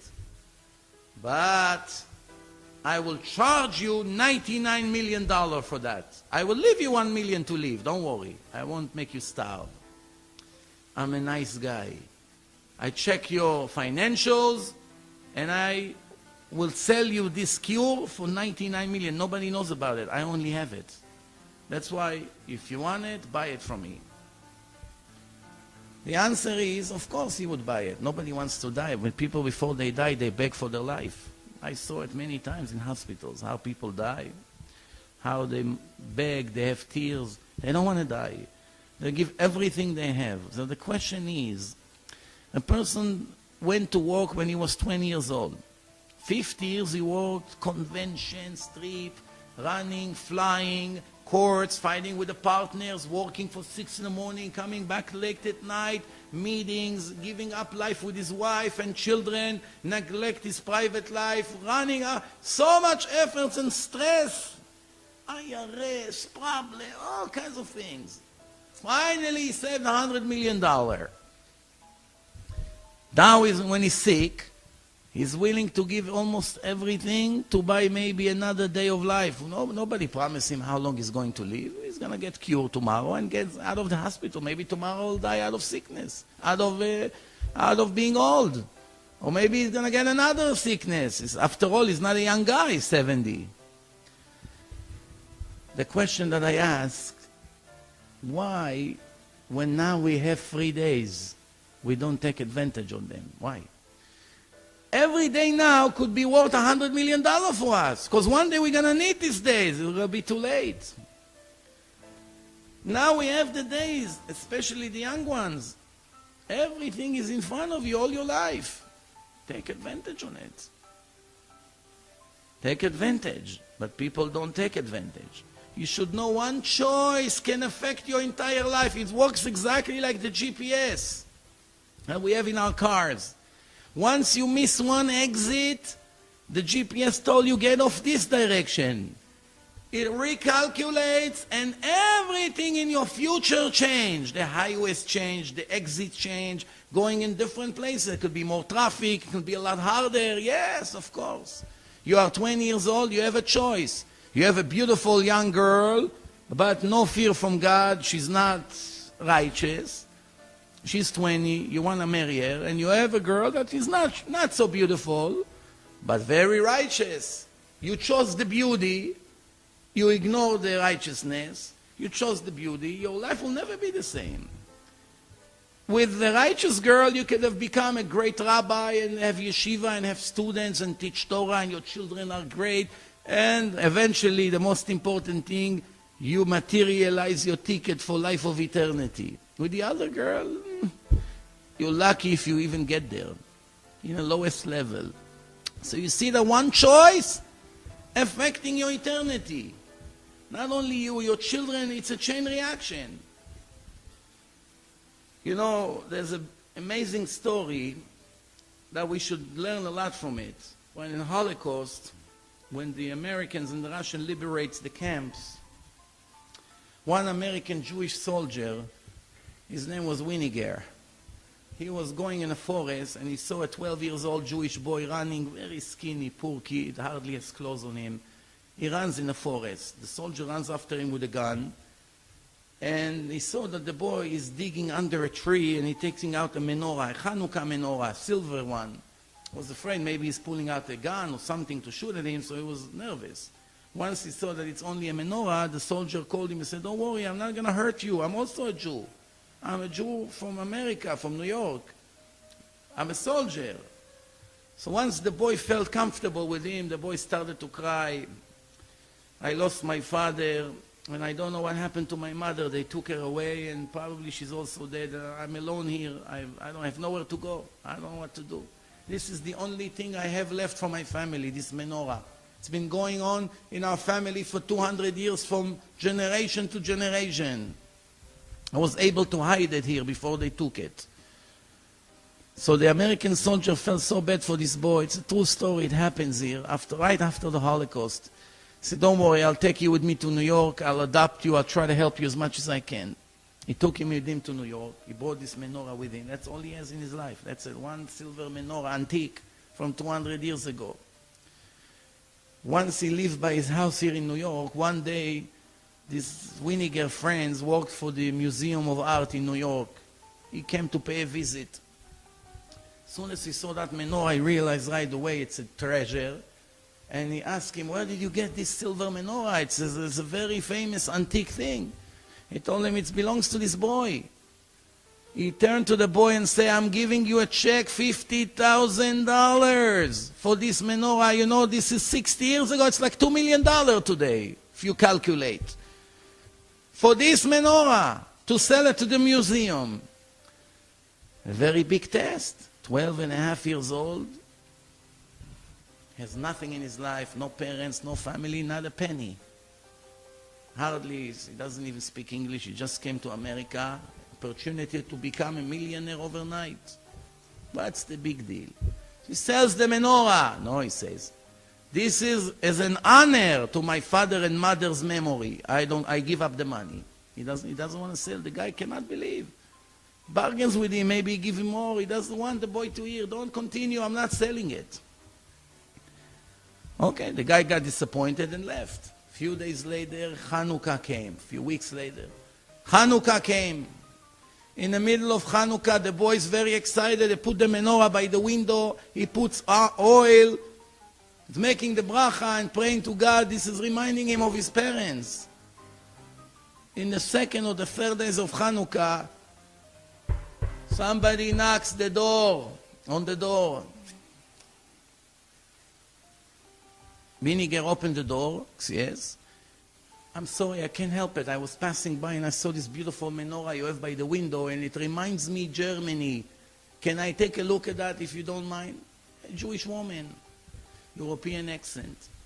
He let her in, she comes to the menorah, she's holding it, she's crying, she's all shivering. What happened, man? You okay? Where did you get this menorah from? It used to be mine in Germany. As she speaks, the little boy comes out of the room, almost fainted to see his mother. What got him back to his mother? That he respected their parents. God said, you know what, you deserve to get your mother back. Maybe it wasn't my plan, but now you get it back. Who knows how his life would be without that choice that he picked. He made the right choice. And in the end, he got results from it. I don't have to tell you, try to imagine this exciting moment.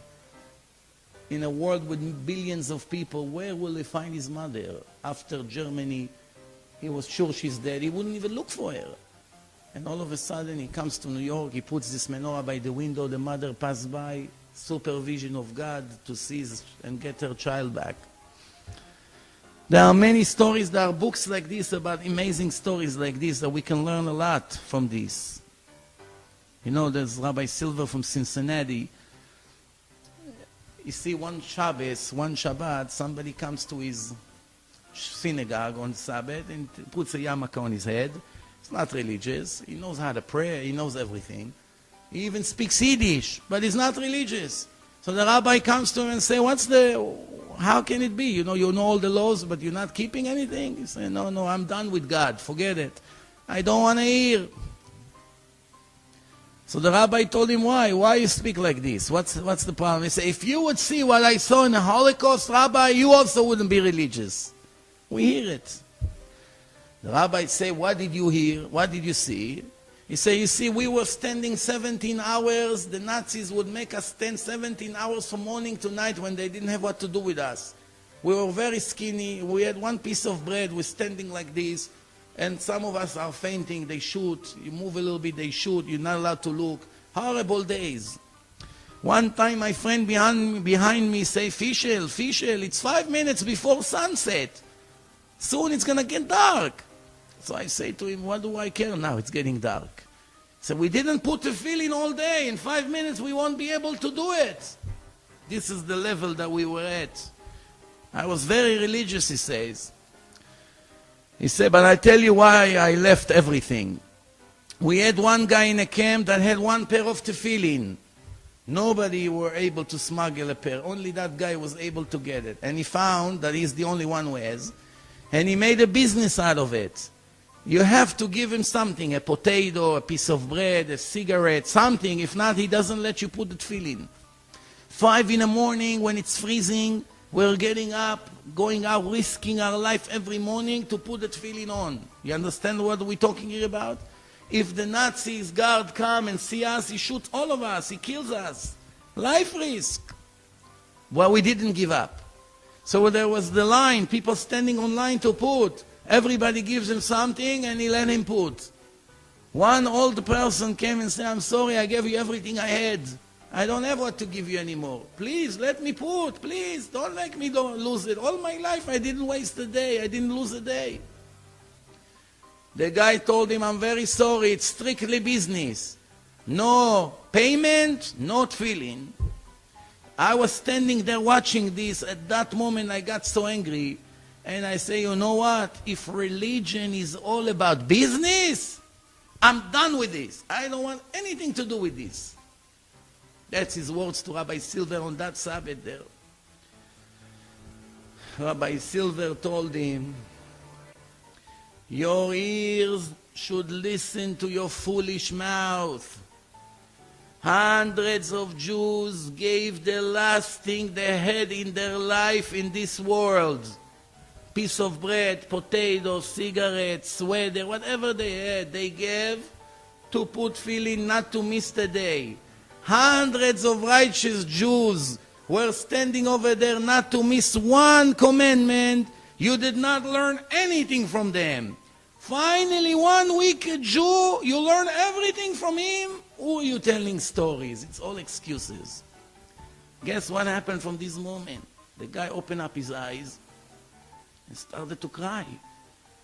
He's crying non-stop. You realize what just happened? So, Rabbi, you're right. It's all excuses. I messed up my whole life. The rabbi told him, it's not late, my friend. As long as a person is alive and breathing, he can still make repentance. Yes, he lost many years of reward, but he can open a new page with God. Maybe sometimes a person makes repentance, he's going to have a chance to be reincarnated to a better life in a different body and start from the beginning. What got him that second chance is the repentance he made before he died. Once he died, it's too late. There's no more repentance. No more tshuva. The Torah says, בדרך שאדם רוצה ללך מוליכים אותו. In a way that a person chooses to walk through, God is walking him there. You want to be righteous, God is helping you. You want to be a murderer, God is helping you. When you go to kill your victim, who gave you the talent to aim and to shoot, to get the gun, to run from the police, to hide, all these things? Who helped you to move every second? You may say, why God? Why did you help me to murder? Didn't you know it's a disaster that one day I'll regret it? The answer is, I do not interfere with the free choice of the people. It's all a part of the test. I'm very sorry you did it. It's against the 10 Commandments. But what can I do? What can I do? The Torah says, Ish ba'ar lo yeda. An ignorant will never know. Uksi lo yavin et zot. And a foolish person will never understand. Bifroach reshaim kmo esev, that the wicked people popping up from everywhere like grass, like weeds. They popping everywhere. Vayatzitzu kol po'alei ha'aven. All the wicked people are popping, they're controlling, they're in charge of everything. In the media, in the politics, and they're famous everywhere you go. You see plenty of them. Until you see one righteous person, it's very difficult. Bifroach reshaim kmo esev, like weeds. What's the end of the sentence? Lehishamdam adead. Moment before I destroy them and cut them permanently, I let them rise. I owe them, what can I do? I have to pay them before. You know, we have to understand what's going on here. The Torah says, I'm not interested to kill the dead. He's dead already spiritually. What's the point? Please help me not to do what the Torah warned. No. Make repentance. Save me the punishment. Save me all this pain and agony. just before we finished,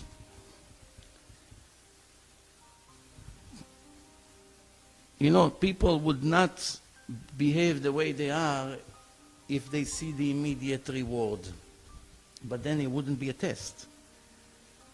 One person, Reuven, told his friend Shimon, do me a favor, take this bag full of diamonds, go all the way climbing a mountain, it's very hot outside and humid, do me this favor, take it to my friend Joseph, he's over there in the mountain, and give it to him, and I will really appreciate it. So he takes the bag, he begins to walk. After 10 minutes, he's sweating, his back is breaking. Wow, what did I do? Why did I agree? Why do I always volunteer to these kinds of missions? He's eating his heart. Now, the guy, Reuven, that sends him on a mission, is watching him with his binoculars this whole time, and he's laughing. Look at him. He's very upset. After 10 minutes that he sees sitting on a rock, his wife is calling him. He's very angry. What did I do? Why are you bothering me now? You always have the wrong timing. Then Reuven is calling him up. Shimon, why are you so upset over there? I forgot to tell you one very important detail. What is it? When you get all the way out to the mountain, my friend Joseph is taking one diamond from this whole bag, and all the rest of the diamonds is your reward for taking it up for me. I appreciate it very much. I have to go. Goodbye.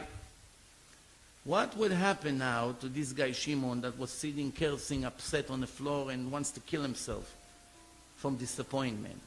Get up like a lion, like a tiger, getting up the bag. It's not heavy anymore. It's not hot. It's not suffering anymore. Now if his wife is going to call again, oh, darling, very good you're calling, perfect timing, everything changed. Why? The weather is the same weather. The body is the same body. The weight of the bag is the same weight. Everything is the same. Something changed in the mind. He just realized, I'm not doing it for him. I'm doing it for myself. I'm earning. This is what God says to us so many places in the Torah, but we are blinded. We're blinded by our sometimes stupidity. I don't know how to call it. We are blinded. We don't read. How many times you need God to repeat in the Torah that everything you do for yourself? You will see that I'm faithful to pay you your reward. I'm not a politician that promised before the election that I'm going to do everything before the election, and comes after the election, I don't remember a word. No. I'm the faithful God. And when I promise something, I always keep my word. In the Holocaust, the Nazis used to make the test on the Sabbath.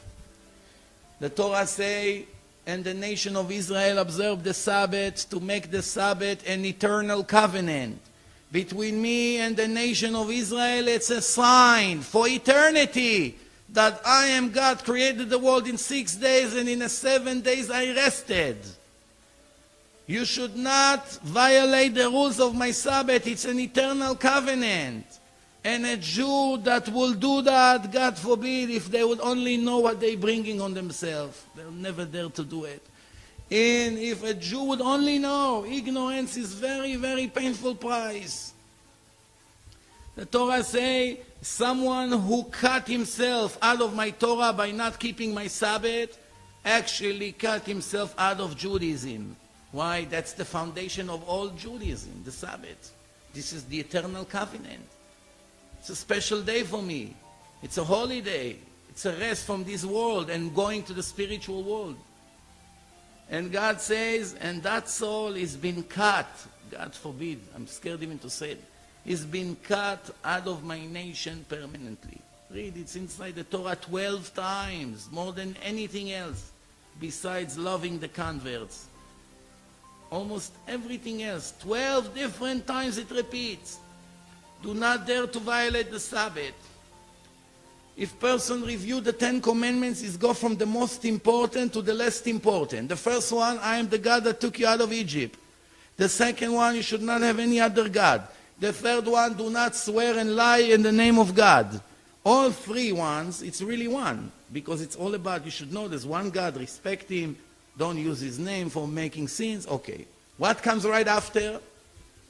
Observe the Sabbath. It's a holy day. It's the eternal covenant between me and the nation of Israel for generation, for eternity. To teach the world that I created this world in 6 days, in the 7 days I rested. That's why you, the Jew, you are my representative in the world here. You have to do what I said. And don't worry, I'll pay you for that. You're not doing it for free. Most of the Jews today, they grow up to an environment, they don't even know that the Sabbath is something special. They drive, they smoke, they turn electric on, they sew, they ride, they do all kinds of sins that they're not supposed to, and they're not even aware of what's going on. They're violating the most important covenant. Ignorance again. In the time of the Holocaust, the Nazis make the trials on the Sabbath to humiliate the Jews as much as possible. And one time they brought a woman, they blame her that she gave bread to somebody beyond the fence. She threw a loaf of bread, and the soldiers caught her and brought her to trial. The judge is a Jew.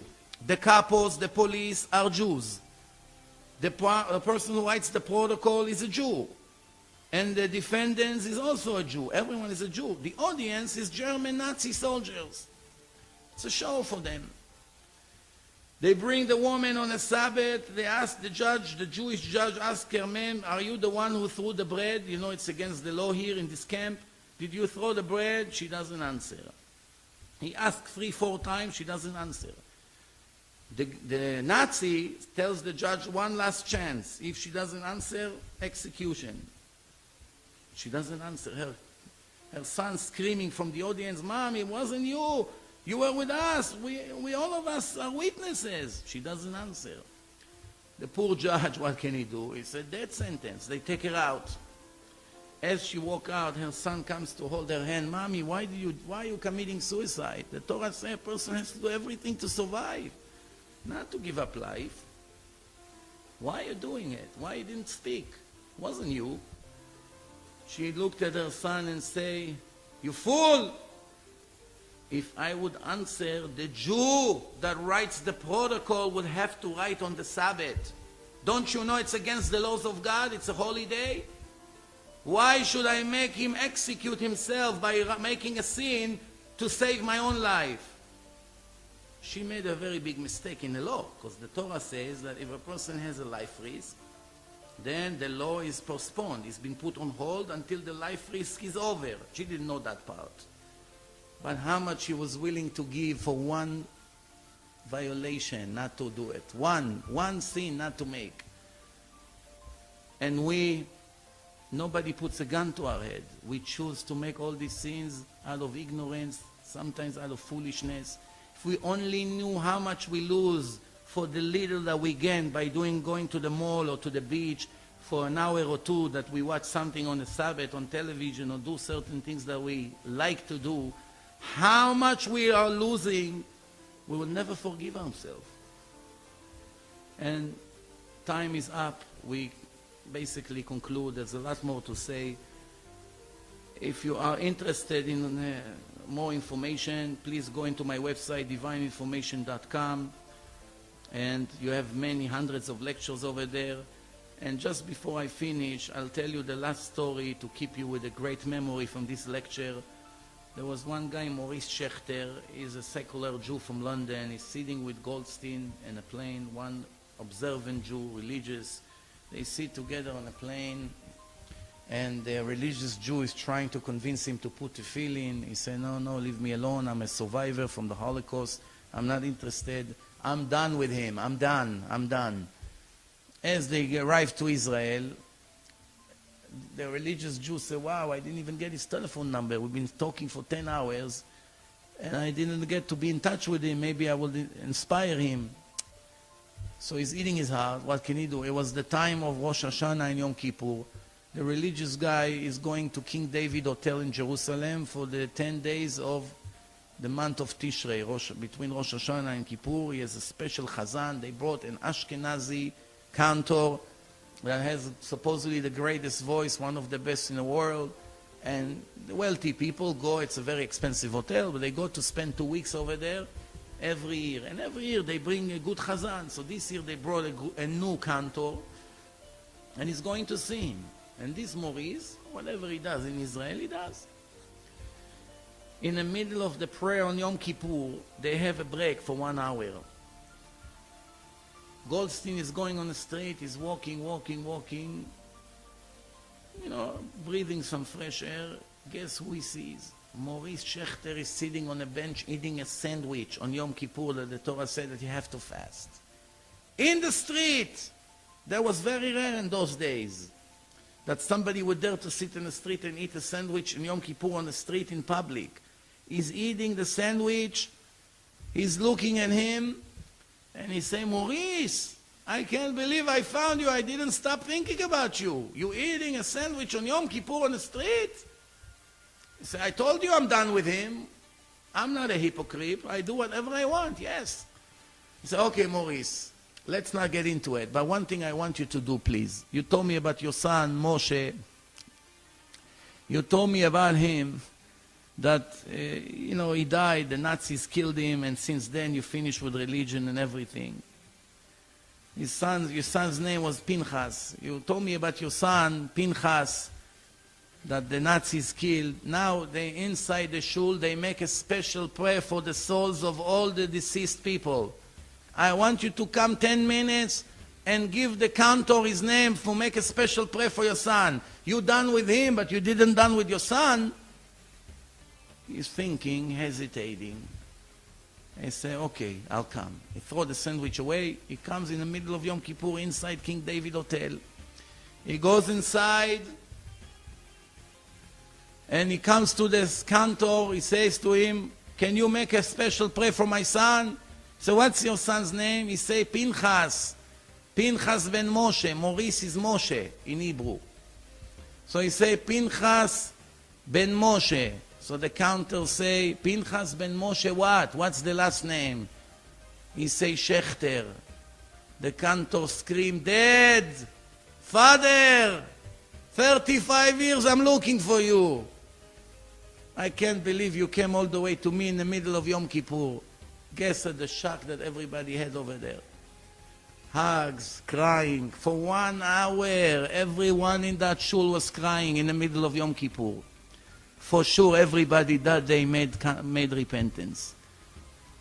What's the chance that Maurice Schechter will go to Israel, sit on Yom Kippur, eating a sandwich, rebelling against God, is angry against God? The Jew, the religious Jew, walk in the street, he sees him sitting on a bench out of nowhere. He's begging him to come in and he agrees. Just imagine if he would not agree. This is what the Torah says, Yesh Adam koneh olamo berega echad. Sometimes a Jew can turn his life to a positive in one moment. One decision. Everything turns around. I want to wish each one of you that watch this movie that right now, not tomorrow, this moment, after you finish watching this movie, you're going to accept some things to going to change your life. Not to stay the same way, because after a day or two, nobody will remember what he just heard. Right now, it's influential. It made some impact on you. Take advantage on a moment, because tomorrow it won't be the same. Once you accept to change, to go to learn more Torah, to make some adjustments, slowly but surely, like they said, your life will never be the same. And the most important thing is getting the ticket that God promised us, the nation of Israel, for life of eternity. Thank you very much for listening, and good night.